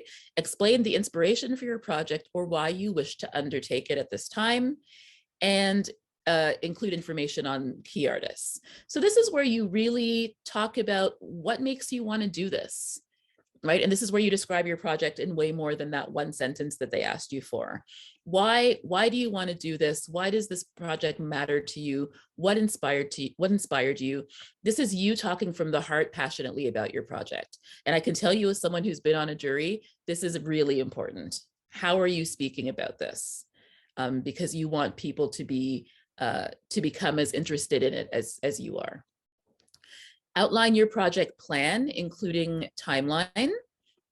So that can be like, on this date, we intend to gather for a dramaturgical session. On this date, we intend to finalize the script. On this day, we intend to go into workshop day one. On this day, we intend to have a rewrite session. Whatever it is that you see yourself doing, you're just doing a little plan to show the jury that you've thought through the steps involved in doing this.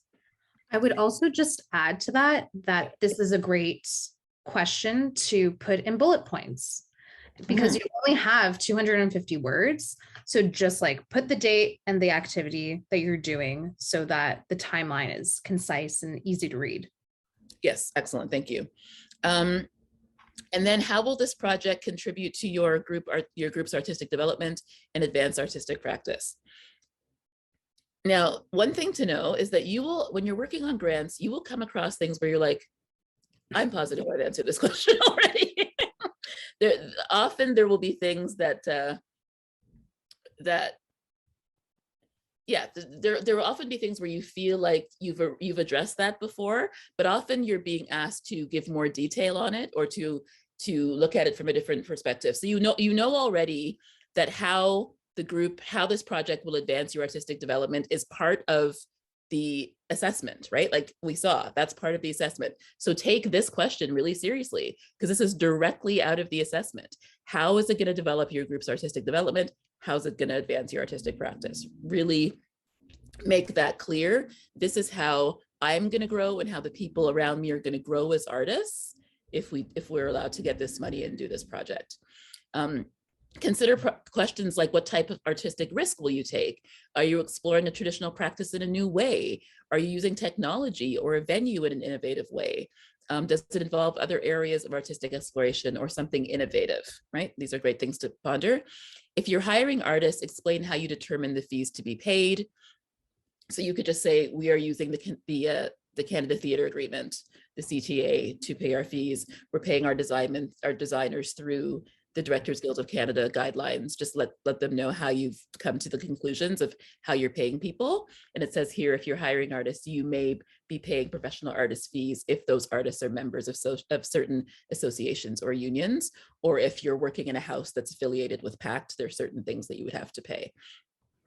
If applicable, how will you ensure safe working conditions for those involved in the project? Really good example is COVID times, right? What are your protocols going to be? How are you going to make sure, what are your social distancing protocols going to be? What is your PPE? What is the rule for rehearsing masked versus unmasked? Like if there are issues of safety concerned, if there are issues of safety involved, how do you look forward and know that you're going to be addressing those things? If you're going to be working outside, or you're going to be working in a place where people, maybe that isn't quite as controlled, what are you thinking about in terms of how you can keep people safe? And what's the definition of safe? Is it just physical safety, or how are you going to maintain a space that keeps everybody feeling safe in a grander way?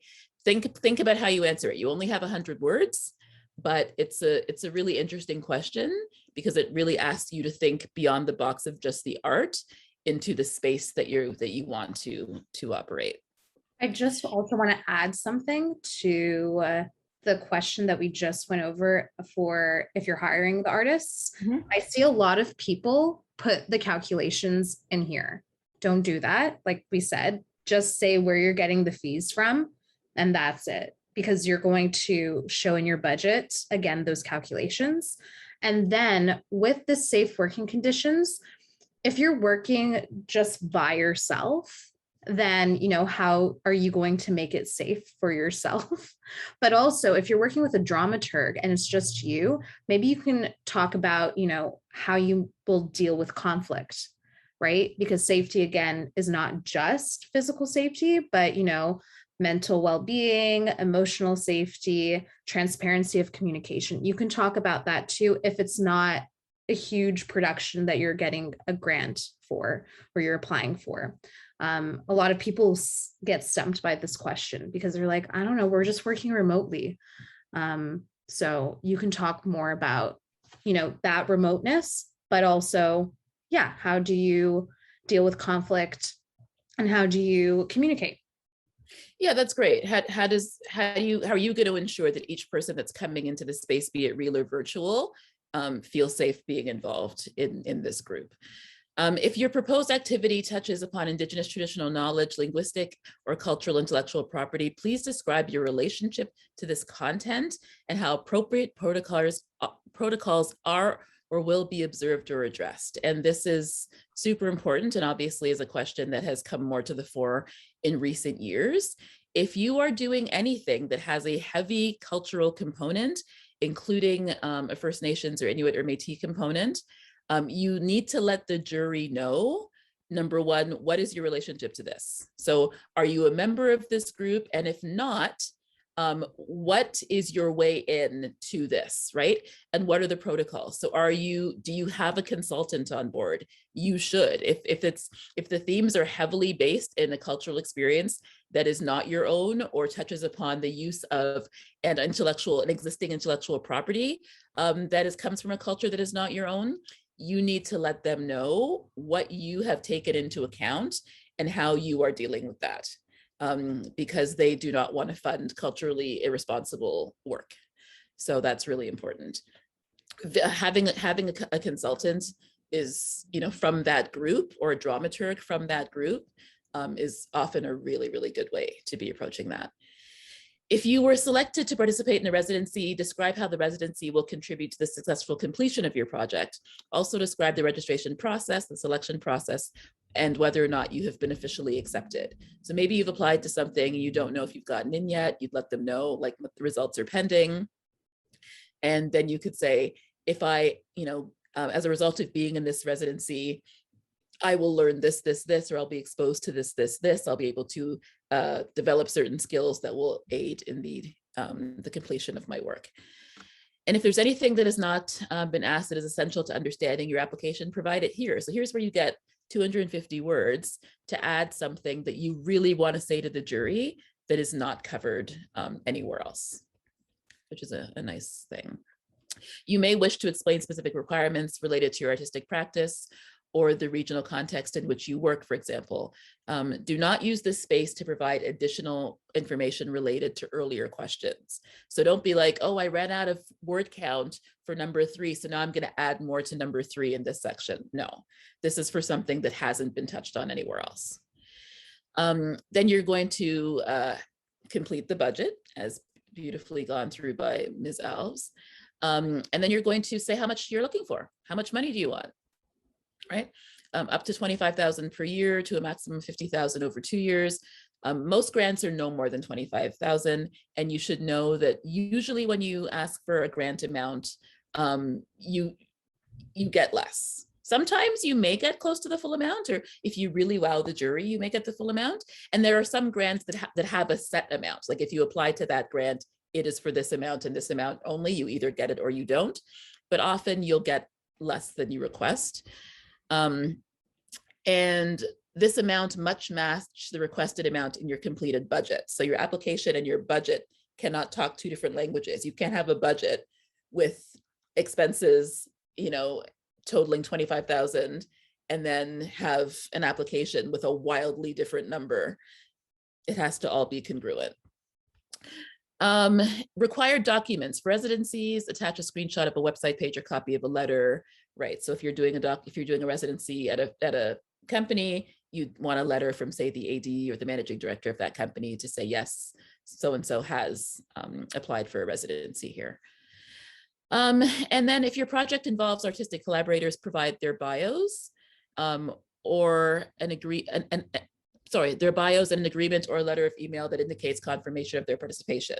So if you're like, this is the project and these are the 6 people working on it, you'd have to include their bio.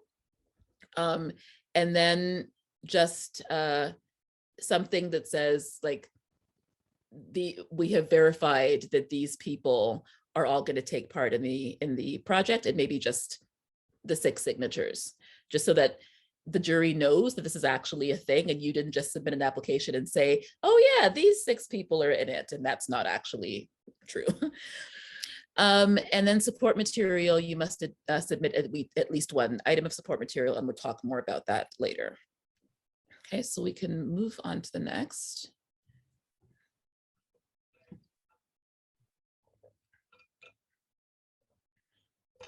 Okay, I'm going to go through this really fast because a lot of it's very similar. We're just going to go straight to the deadlines, because I've already done the little blurbs way at the beginning. So again, you can see the deadlines, April 6th. Oh, sorry, we're in concept to realization now for project grants. Same deadlines, happens to be April 6th and April 8th and October 6th, and same verification notification dates. Okay, next.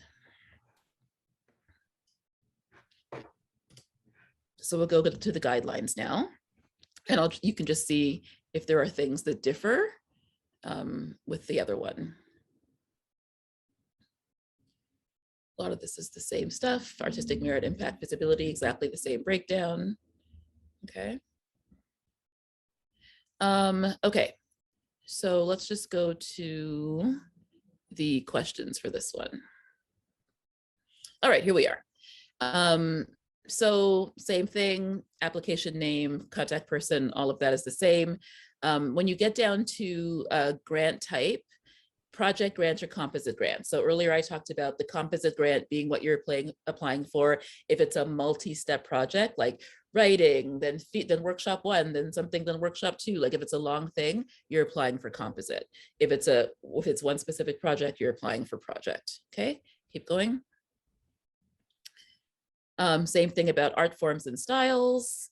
And then number 8, describe proposed activities, including the artistic rationale and inspiration. So again, it's 750 words for project. If it's composite, you have up twice as many words, up to 1,500. Include information about the key artists. Then number 9, your work plan, again, as Lisa said, point form, 250 words for project, 500 words for composite. How will your activities contribute to your group's artistic development and practice? Exactly the same as last time. Number 11, how will your activities build interest in and knowledge of artistic practice? Are your activities targeted to a specific public? So if you are writing something and you are really writing this for the trans community or the disability community, or there's a particular group of people that you're really trying to engage, you would make that clear here. And if there is, if you're doing something that's going to help raise the profile of a particular artistic practice, then you would make that clear as well. If there's a certain thing that you're doing, a certain form that you're exploring, and this is going to raise the visibility of that form, you would make it clear here. If you're hiring artists, again, how are the fees going to be paid? You don't do calculations, just say, I'm getting my fees from these various union standards, right? Then number 13, safe work conditions is the same thing. 14 is the same. 15, describe your distribution, exhibition, or dissemination plans, and if applicable, your promotional plans. So if you've been developing a plan for promotion, like we're going to do a print article with this magazine, we're going to do a social media campaign that rolls out this way, we are going to launch a website specific to the project. Like, what are those things? You can put that also in point form. Just let them know how you plan to distribute and exhibit and disseminate your project. If there is anything that has not been asked, again, you have the opportunity to add to it here. And if you have applied, number 17, if you've applied to a different component for overlapping activities or expenses, please indicate the component and submission date. So if there's another grant that you are applying for activities that overlap with this, you would have to let them know we're also applying to this program for this component of what we're doing. Okay, and then budget and appendices, same thing. Project grants up to 60,000, composite grants up to 60,000 per year for 3 years. And then higher amounts can be considered for activities that have elevated costs due to duration, number of people involved, and technical elements. So if you're working on a project that has a cast of 15 over 3 years, you might be one of those people that gets 100,000 a year. Okay. Scroll down. Required documents, same thing, just verification of who's involved and some sort of indication that people have signed on to be a part of it. And that doesn't mean that things can't change, right? I know that sometimes you're like, well, what if someone says, yeah, I'd love to do it, but I'm not certain. What happens then if I get the grant and they can't do it? It's okay. You are submitting for what you intend to be the case at the time that you submit. If something changes, something changes. You're not going to have to give back the grant because one actor was switched out for another. Support material, you must submit at least one item of support material. And again, we will talk about that in a bit. I'm just looking at the chat, and Rosina said that they had a quick question about something. I'm not sure if you want to come on mic. Oh yeah, I just had a quick question about, like, in terms of the funding, like you're gonna apply for, let's say, the full amount, and then you budget that way, and then you don't get the full amount. How would you then make your project if you don't have enough money to do it then? Well, Do you know what I mean? in the application, there's a section called contingency, where you're asked exactly that. You're asked, what will you do if you don't get the whole thing? And that's not necessarily in the CCA, but that's definitely part of other grants. And you have to be able to say, if I don't get the whole thing, this is how I will either scale my project down, do less of it at this time, postpone it, pursue other forms of funding.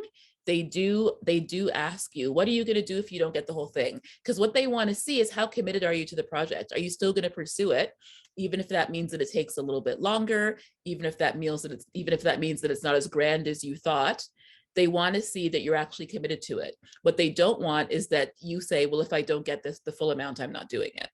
Because then that tells them right there, okay, this isn't about, this person doesn't seem totally committed to making this happen, even if they need to string together other means of making it happen. They seem to want us to fund the entire thing. And if we don't fund the entire thing exactly as they've pictured it, they're not going to do it. So they do want to see, like, how industrious are you in your thinking about possible ways of amending it if you don't get the full amount.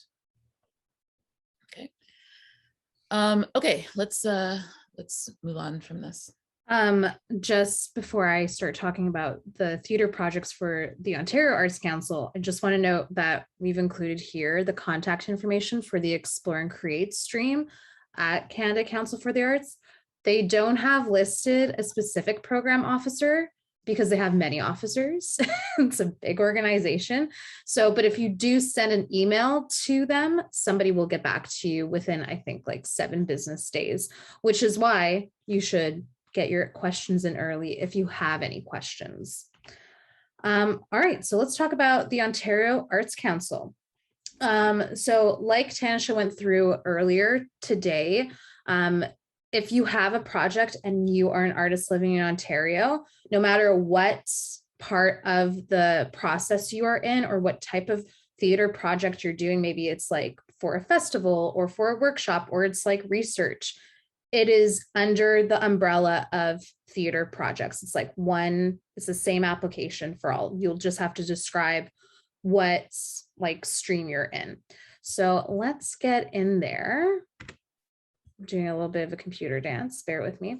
So once you get onto the Ontario Arts Council, you'll go down to the grants menu and click on theater, and then you'll have a few options. There's the recommender grants right now on that menu, and then there's like theater operating, and then theater for French projects, and then theater projects. So here is where you'll find all the guidelines for the application. And as Tanisha went through it so wonderfully and clearly, it covers creation in residence, development workshops, productions, and festivals or theater initiatives. You can read through all the deadlines. They're usually like right now, as you saw in the Canada Council for their deadlines, they still have the 2021 deadlines, and same here with the OAC. They're going to update it within the next month or so to reflect the 2022 deadlines. And it's usually the same like time frame. So the two deadlines for the OAC theater projects will be early February and early August. The grant amounts, as we went through, are there. And what the project funds. Again, it's the same as the streams that we just went through up top. Just a reminder for this type of project grants, it doesn't fund events or activities that take place outside of Ontario. So even if you are an Ontario artist and you are doing a production in Yellowknife, you're not going to get the grant for it. So don't waste your time on applying. Make sure your project is taking place in Ontario. It also doesn't fund amateur, pre-professional, or student productions or projects and activities in French. There is a separate stream for theater projects in the French language.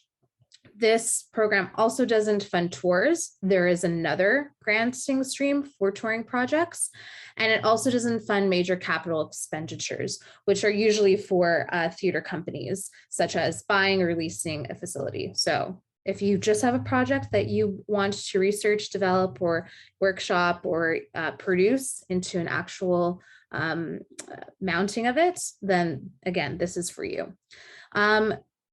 The activity timeline, it's usually the same for all grants. It can't start before the deadline. You might be, working on the idea, making notes, making some plans, that's fine.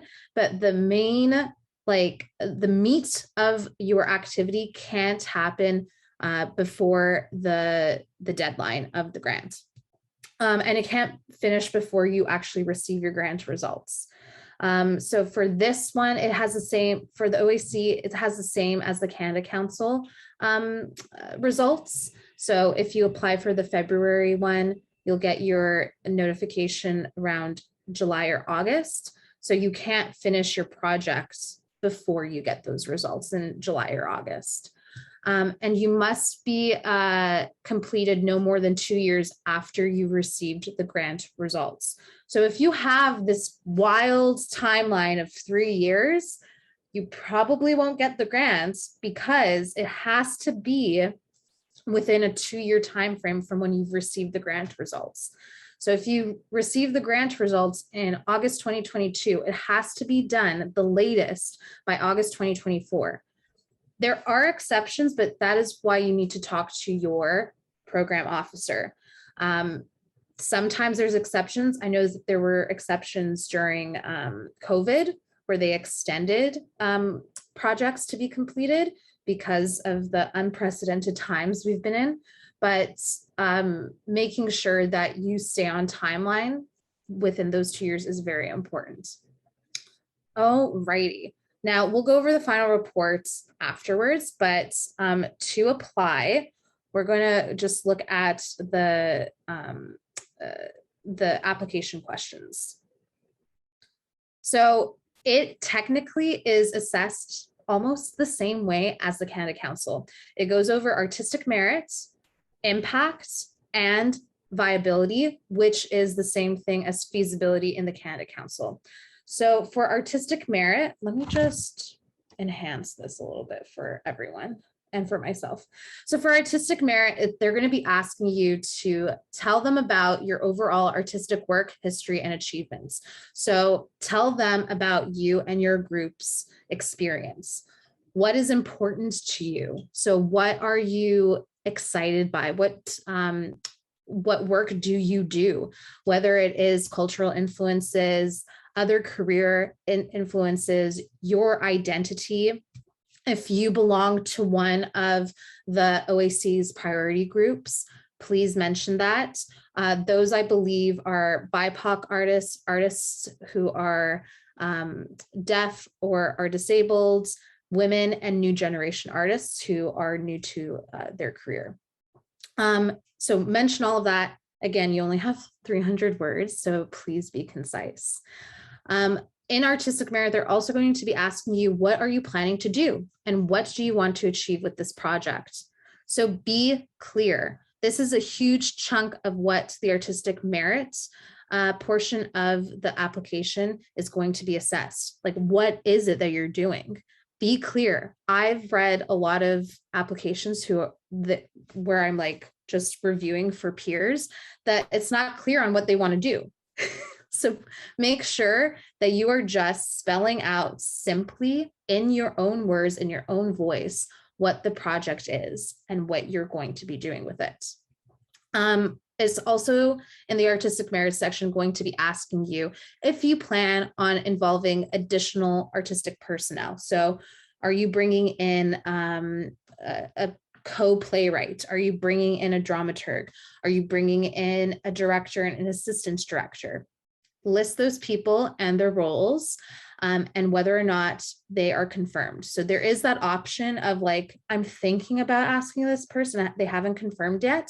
There is a section in the, like, it's like it's a form, it's a table that they have on the OAC platform that you can click that if they're confirmed or it's pending.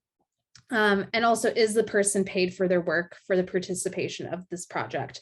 I feel like this is a trick question, like they should be paid for their work. Just making sure that saying that they are being paid for their work. And also, why have you chosen these people? So you only have 250 words for this one of why you're choosing to work with the people that you have listed above, but, you know, quickly, concisely list out why their experience and their background coming into this project is important for it to come to fruition. The second part is the impact, which is going to cover how this project is going to influence not only internally to yourself as an artist and to the group that you may be working with, but also to the people and the communities that you might be connecting with. So first, how will this project contribute to your development and your group's overall goals? Who will this project impact? Not just the artists that you're working with, but again, the community. Is this a play about Black families? Is this play about people who, suffer from mental illness? Talk about that and just list it. And like, how, like, are you going to be having talkbacks? Is the content of the play about the community that you are hoping to impact? Also, does this project involve artists and or audience and participants from one of the Ontario Arts Council's priority groups, which again are Indigenous people, people of color, Francophones, people 18 to 30, which is the new generation umbrella term. Also deaf persons and people with disabilities and people and organizations located across Ontario, not necessarily in Toronto. And if so, why, how, and who? That's a big question if you are getting folks involved from all these different priority groups. but just be concise. Again, you can start off in your Google Doc listing it out and putting point form, and then making that into a full sentence or a full paragraph of 150 words.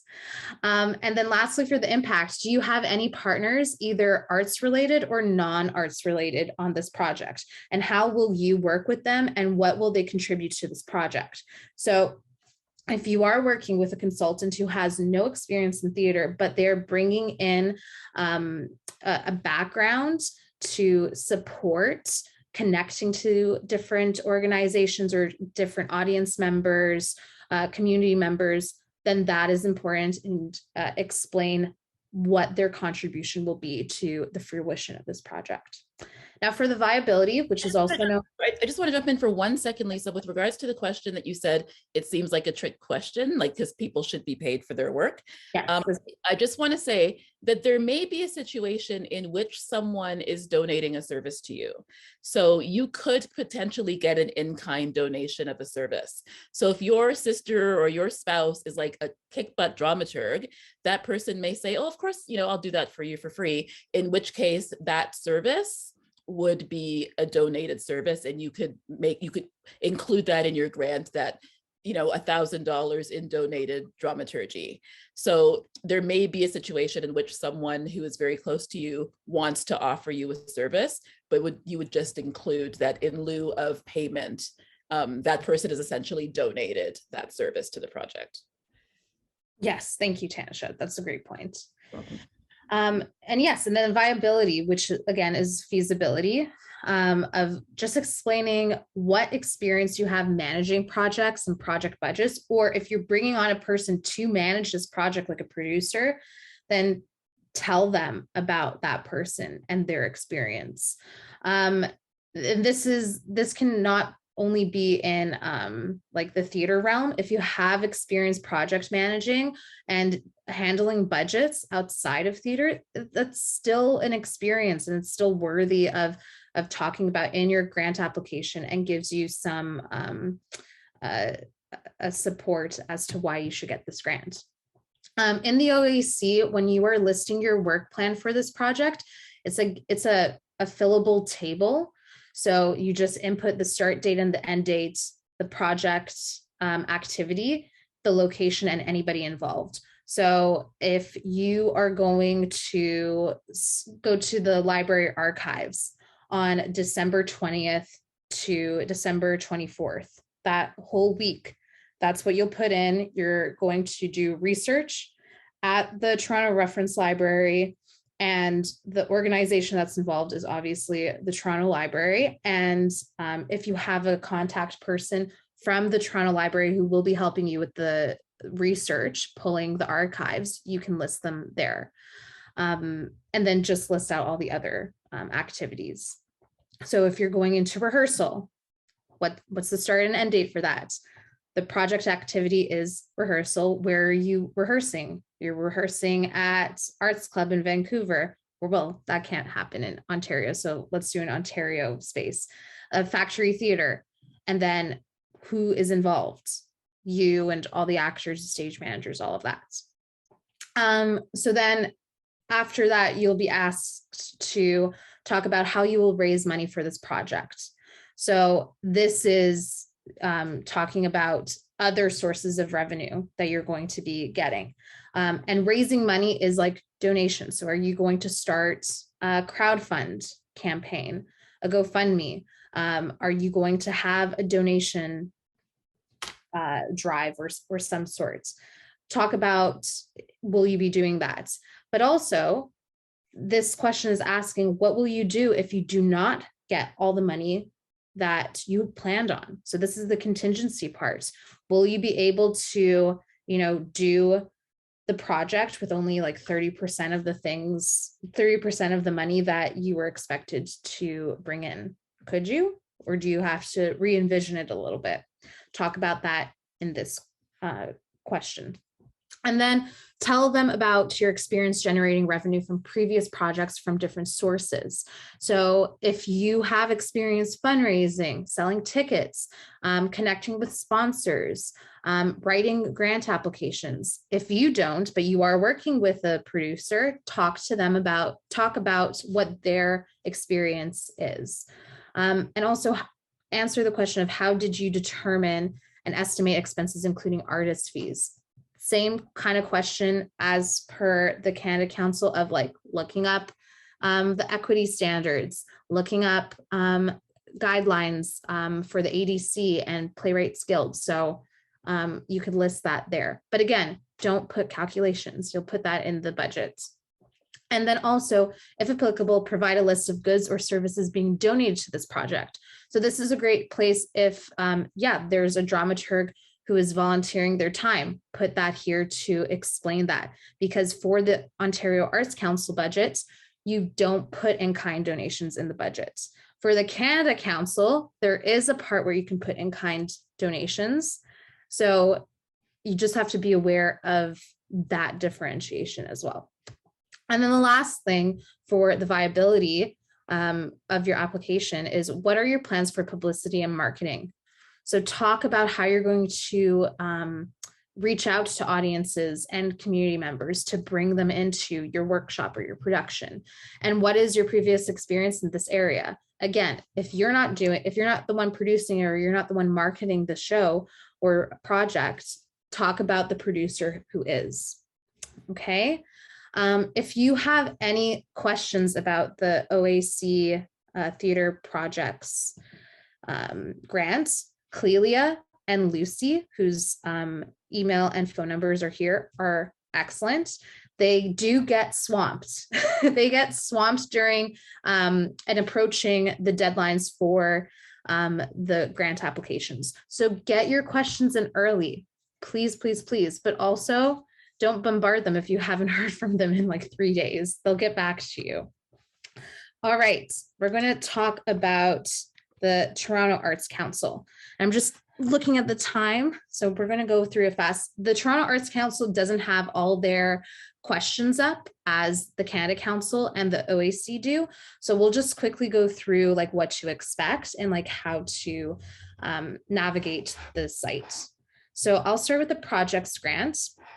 So when you come on here, you'll go to the grants programs and it'll be listed the different disciplines. You'll choose theater and then you'll see project grants and you'll come here. So again, what does the program support? It's everything that we went through before. You can apply for a maximum of $5,000 for an accessibility grant, which will be provided to you if you need support for artists who need access to ASL interpretation, audio description, closed captioning, and communication assistance. It could also go towards support workers and equipment rentals to meet different artists' needs. It talks about when the project can happen and who can apply and what the program doesn't fund. If you just have an idea for a project and you have some writing samples for it, you are good to go to get support for this project. You just have to apply. And you will be applying on the TAC grants online portal, which is called Smart Simple. And the full guidelines for the program are from this year. So they'll update it for 2022. But when you open it up, it essentially goes through everything that that says on the website. They don't include the questions. The questions will be included in the portal. So that's why once you get your profile for the Toronto Arts Council, immediately go in there, copy all of the questions, read through them, and put them in a Google Doc or a Word document. They're essentially the same types of questions as we went through for the Canada Council and the Ontario Arts Council. So they're going to be asking you about what your project is, what your timeline is, all of that good stuff. what you need to prepare, these are essentially some of the general scope of the questions, which includes the synopsis of your project, your artist goals, the outreach and audience development, and the project contributors. So who are your key artists? Again, showing proof that they're coming in to do this work that you have stated in the project. And then again, support materials. So for script-based projects, you have to submit a script sample. If you're doing a devised piece, you can submit video examples of your past work. If you are submitting for a musical project, you can submit work from like musical components, so sheet music, lyrics, audio samples. And if it's a physical theater or puppetry work, again, you can submit either video or illustrations, which are great. And again, how your application will be assessed. It's not as like cut and dry as they've listed it on the other funding bodies guidelines, but they will be considering your artistic merits, the contribution of the project to the theater in the city. This is more or less the same as if you are submitting to like a Mississauga Arts Council. They're looking to see how it's supporting that city, that region, and the development in that region. It's also going to consider the public impact of the project, including the quality and effectiveness of the applicant's outreach and marketing and development strategies for audiences. They're also going to be assessing the financial viability, which is the feasibility. Again, is this feasible? Are there other funds coming in to support this project? Does the timeline make sense? And then the equity framework that the TAC is noting here is on the website that you could read about. It just states that there are multiple well-assessed applicants of equal merits, and there's going to be insufficient funds because the pot of money that the Toronto Arts Council has is not limitless, unfortunately. And then, yeah, you'll get your results from the TAC in the same, again, type of timeline. It's usually 5 to 6 to 7 months because the jury members, the peer assessors, they need time to review it. Again, if your project changes when you receive the grants, you just have to let your theater program manager know. Their name is Elahe. They're super kind.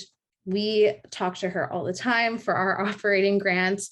But again, get your questions in early if you're suspecting project changes to happen when you do receive the grant. I'm going to jump over to the long-term theater projects. It's the same type of thing. Again, this grant program just has more money coming into it. So again, it's everything that Tanisha talked about earlier today. What it doesn't fund, you could read all that there. And again, the guidelines for the 2022 program will be updated in a few weeks to a month. So again, the way that it's going to be assessed is, again, artistic merits, making sure that the artistic statements are clear about what inspires and informs and influences the group or the artist's work. And you have to talk about, again, the project goals. Again, that sounds very similar to what you had to answer in the Canada Council grants. And then the work plan, again, brief descriptions, bullet points about what are the activities that you are planning on doing throughout these 3 years, because again, the long-term project grant is covering 3 years. And also the outcome that you are going to accomplish. So what it is that you're going to do at the end of this 3-year project? Is it a full production? Is it a tour? Is it, I don't know, a podcast, like a radio play? You have to describe what the outcome is. Obviously, you have to submit your budget. This one will definitely have check-ins and your program officer will let you know when those check-ins need to be provided, which is just updating your budget yearly of how much you've spent. And then of course, support materials. So if it's script-based work, submitting the script drafts, you can submit audio and visual support material and all that jazz. Again, it's going to be assessed on artistic merits and the feasibility of the budget and also the timeline. And again, project changes are bound to happen, so you can definitely just reach out to your program officer to let them know if any changes happen. Okay, Tanisha, are you? Yeah, and I just want to add to that project changes are fine, but you have to be careful about what those project changes are. As asked earlier about contingencies, if you've asked for a certain amount of money, right, and then you don't get that amount of money, and your contingency was, if we don't get $25,000, we will scale back the number of artists involved in the project from 8 to 6. Then that's fine, right? If you don't get that money and then you scale back from 8 to 6, that makes perfect sense. That's what you said you were going to do. What you can't do is suddenly get an amount of money and then drastically change the project so that it now costs a lot less than what you were given. Because if you do that, you're going to have to pay the council back. You cannot get $25,000 based on what you submitted and then be like, yeah, we're just going to make this a two-hander and now it costs $10,000 and keep the 25. Not going to happen. You're going to have to let them know this is how it's changed, and they may ask you, okay, your budget is now 10,000. You need to return 15,000 to the OAC or the TAC. So just understand that. Yeah. All right. Just one more note on that, like the funding bodies note what you do with the money, and that's what we'll talk briefly about in the final report. So make sure that you have a decent and good rapport with your program officer, because that can affect your future granting applications. So if you don't give back the $5,000 you haven't used, they're going to note that, and they might not give you a grant because there was no communication about that. Also, credit agencies will come after you for that. So please just be very transparent about the money that you're using from the grants that you've been awarded for. Tanisha, do you want to talk briefly about the Playwrights program? Sure. So the Playwrights program, very, very fast, as I mentioned, very similar to the CCA. $4,000 for playwrights that have little history of production, $8,000 for playwrights that have a history of production. And there's also the accessibility grant. So if you have, if you're working with deaf artists or artists with disabilities, you can also ask for money for any services that those artists may need, so that you don't have to take that money out of the production cost. You can get money for things like ASL and captioning covered through another grant, which is fantastic. In terms of who can apply, Canadian residents or permanent residents, this is all here. You can read this on the site. You cannot apply if you're in school. So I get lots of people in theater school who want to know if they can apply for a grant in 3rd or 2nd year. No. What it does not fund is anything that's been completed prior to announcement of results. So you cannot get a retroactive grant. You can't finish a project and then apply for money to pay back what you paid. It has to be a project that's coming in the future. You can't fund anything that's going towards anything academic. So if you're writing something or creating something that's a thesis or for your MFA, that cannot be covered through an OAC grant or a TAC grant. And projects that have been funded already. So if you have received money for a project, you can't come back and say, I'd like money for the same component of that project again. You'd have to apply for the next phase, if there is a next phase, or for a different grant entirely. And then you apply through the portal at TAC Grants Online. And applications are due. Always look at the time the applications are due for grants, because they vary. There are some grants that are due at 11:59 p.m. There's some that are due at 5 p.m. There's some that are due at 1 in the afternoon. So please don't just look at the date. Don't just say, okay, October 2nd, find out, is it October 2nd, 1 p.m., 5 p.m., or 11:59? Because you do not want to crush your own heart by trying to apply for something at 6 p.m. that was due at 1. You can't submit it. It's over, it's done. Okay, so please pay attention to that. And the playwright's assessment application is a blind process, meaning that the assessors do not know who the writer is. Okay, they read the plays with no knowledge of the playwright, and so that there can be no bias as they read. And also because there's so many relationships within the community that everybody is bound to either be someone's friend or acquaintance or one degree of separation removed from artists. And so for the playwrights, you just don't know who it is.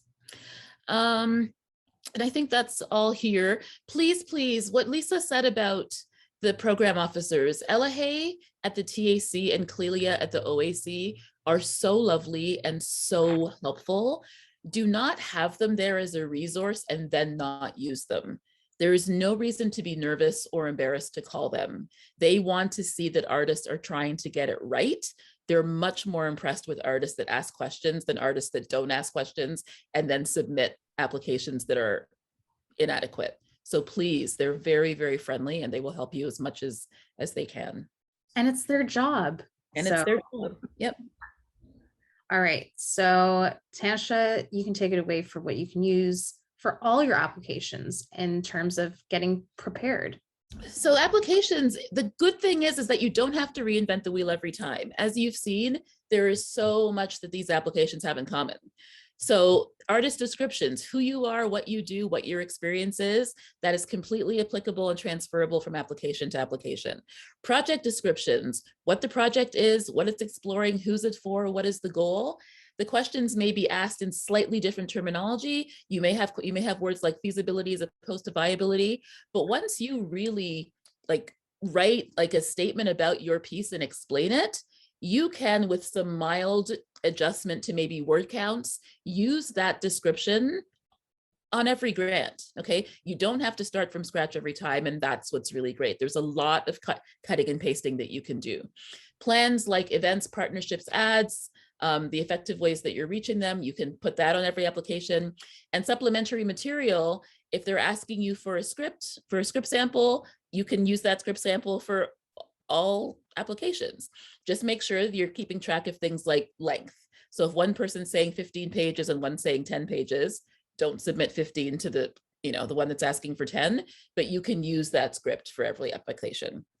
Okay. Supplementary materials. Okay, this is so important. You're going to be asked to provide something along with your application as evidence of your artistic work. A script, audio samples, video samples, marketing materials, photos. Please make sure you are submitting quality material.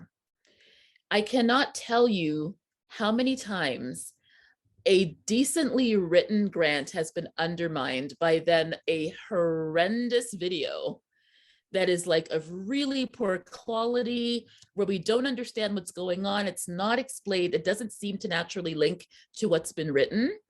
Please don't undermine all the work you do writing something with a support material that just doesn't make any sense. If it's poor quality, it can hurt your application. You might be able to say, okay, this is really a bad thing that I just recorded in 2 seconds on my old iPhone. It's going to be way better. But the jury can't envision that necessarily. All the jury knows is that you submitted this really, really not good thing as putting your best foot forward for an application, and they're going to lose faith in you, even if what you wrote was really good. So please make sure that anything that you're adding to the application is also strong and gives them a sense of you as an artist that you would feel proud to have them see. Doesn't have to cost a lot of money, doesn't have to be top shelf production, but it has to be thoughtful, and they have to be able to understand, oh yeah, I see what they're doing here. Please, it's so important. If you're submitting an audio sample, make sure that it's audible. If you're submitting a piece of music, don't have a lot of traffic noise in the background or static. Just make sure that the art that you're putting forward is a quality sample. They know it's a sample. They know that you're asking for money to make it a better, fuller version, but make sure that what you're giving them is decent, please. Don't let a supplementary piece of material undermine your work. And also, don't submit what you don't have to if it's not strong. If they say, please submit one piece of supplementary material and you have a great script sample, don't give them a great script sample and a horrible audio sample. Because you didn't have to do that. You were asked for one thing and now you gave two things and one of them is really bad. Don't do that. Give them what is strong, and what isn't strong, you work on that on your own time. Okay. All right, next. Wisdom, words of wisdom. Okay, so I have the last few slides, which we'll go over quickly. The final report. You've completed the project, now what? It's actually not that difficult. I remember I was interning somewhere and the executive director was like, can you do the final report for the project that we were granted money for? And I freaked out. So first of all, it's just simple questions of what changes were made that deviated from the original plan and explaining what you did. So if there are small changes, like just changes in timeline that are minor, that you didn't need to connect with the program officer about, that's fine. Any major changes that happened that you did connect with your program officer about, note that in there. And just explaining what was achieved. So did you end up saying in your application that you wanted to come away with your final draft of the script? Did you do that? Yes. Awesome. You might be asked to provide attachments. So you can attach that script draft or a part of the draft to show the funding body that what you achieved is an actual thing. If what you achieved was a production and you have an archive, you can submit that and talk about that. The word limit is usually short. It's like 500 words, but they still take time to make sure that it's quality. Like I can see a lot of people just going to the final report and saying, and just doing it haphazardly and not looking at the grammar, not editing it, but treat it like your application. So answer the questions on a Google Doc or a Word document, take time, note when you have to submit your final report, and give yourself a few weeks to do that. I would even give myself a few months, like a month or so, because you also have to provide the full timeline of what you did, as well as the actuals for your budget. So I'll actually just quickly show you in here. No, not in there, in here. So in this budgets template, you see the budget column, but you also see the actuals column. And this is where you'll put in how much you actually got from the grants, or how much you actually got from box office, how much you actually spent on costume materials. It doesn't have to balance now because, the budget is organic. Your numbers are going to change from what you originally planned. Something to note though, if you do go, if you have money left over from the grant that you were provided, that you were awarded, you may have to provide that money back. So if you didn't use $2,000 of your $5,000 grant, your program officer will connect with you to pay it back, because you are obligated to do that. Or they will ask you, you still have some time left in your project timeline.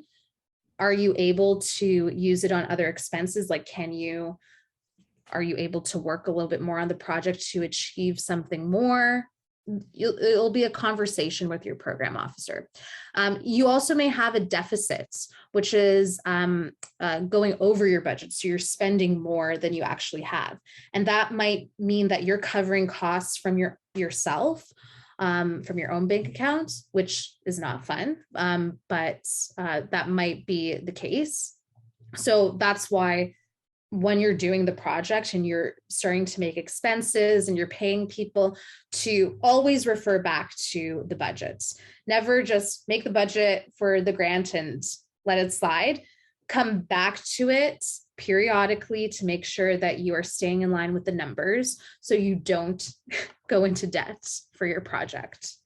And one more thing to keep in mind, that any grants you receive are taxable income. What does that mean? If you don't know what this means, it means that the funding bodies will send you a T4A at the beginning of the calendar year or the end of a calendar year to claim on the year's taxes. So I received a T4A for the OAC for the 2020 grant. So in April 2021, when I filed my taxes, I included that T4A document in my taxes. If you use an accountant, that should say accountant, not accountant, they will know what to do. Accountants know what to do. Even if they're not an artist accountant, they know the forms, they know how to fill it out. If you do your own taxes, it will be recognized in box 105. And if it changes for whatever reason, it's all on the CRA website for you to find. You can also, again, look at the artist producer resource.ca. They have information on claiming that for your taxes. So yes, if you are receiving, like you're wanting to receive large amounts of money for a project and it's a collective, or you're planning on starting a company, maybe that's a thing to consider about opening a separate bank account so that you can do business taxes that way. But if it's just, $4,000 playwrights grant, just keep in mind that the TAC will send you that T4A so that you can claim that on your taxes. And then with that, we have some time for Q&A. I know it's already 2:00, it's 1:59. So if people have to skedaddle, that's totally fine. We'll post this up on our YouTube page in the next few weeks. But for anybody who has any questions, please let us know. We went through so much. I feel winded. You're welcome, Crystal. Thank you for coming. And I just want to note that I, as managing producer at Cahoots Theater, really do love going over grant applications for folks as just to review before they submit. So if you do need somebody to, talk about your budget, talk about, what your grant looks like, if an idea makes sense to submit for a project grant, please reach out to me at lisa@cahoots.ca. I've done it for a few folks already. And I believe it's super helpful for the sector so that grants can get out, that there are quality work, so you can get the money you deserve. Yay, that's very kind of you, Lisa. Yes, please utilize people that offer help, because they really do want to help. And to anybody that's attended this session, if you feel that you want to reach out, like, we're here. And I know it's a lot. I know that many of you feel overwhelmed, but I'm telling you, this will be available, so you can go back and you can look at sections on YouTube. And also, once again, the program officers are incredibly helpful, and they will ask you any specific question on a grant application that you don't understand, or any two questions that seem similar and you want to discern how they're different. That's what those officers will help you with. And you will be able to submit it feeling like, yes, I answered every question, understanding what it meant. And that's a huge feeling of accomplishment. So we wish you all the best. And I also just want to say that, one of the easiest grants to apply for, if you are a writer, is the Recommender Grant for Theater Creators. And there are many companies right now that are still taking applications. Cahoots has passed, but we do have an info session on our YouTube page as to how to apply for those and what to consider. If you are a playwright that is looking for support for creation, go on the OAC website. It's an OAC program. See which companies still have upcoming deadlines for Recommender grants. Many companies are advertising their deadlines right now. and throw in an application, because you may be able to get, you know, anywhere from $1,000 to $3,000 to help support your writing. So that's a good introductory grant to start with if you've never written anything before. That grant, those grants, the recommender grants, are only for Ontario residents. So if you are living in Quebec, I had one person last year who lived in Quebec but had 2 producers in Ontario, and they applied because the majority of the collective was in Ontario. So just make sure that you are able to apply based on your location. So yeah. Thank you everyone so much for coming. We really appreciate it. We hope this has been helpful and that your brains aren't too fried. Please check our social media for other offerings. There is, we're always trying to do things for the community, and we want to help people to get through the process of being an artist as much as we can, because it's an interesting life. So thanks very much. Take care of yourselves, and we will talk to you all soon. Bye everyone.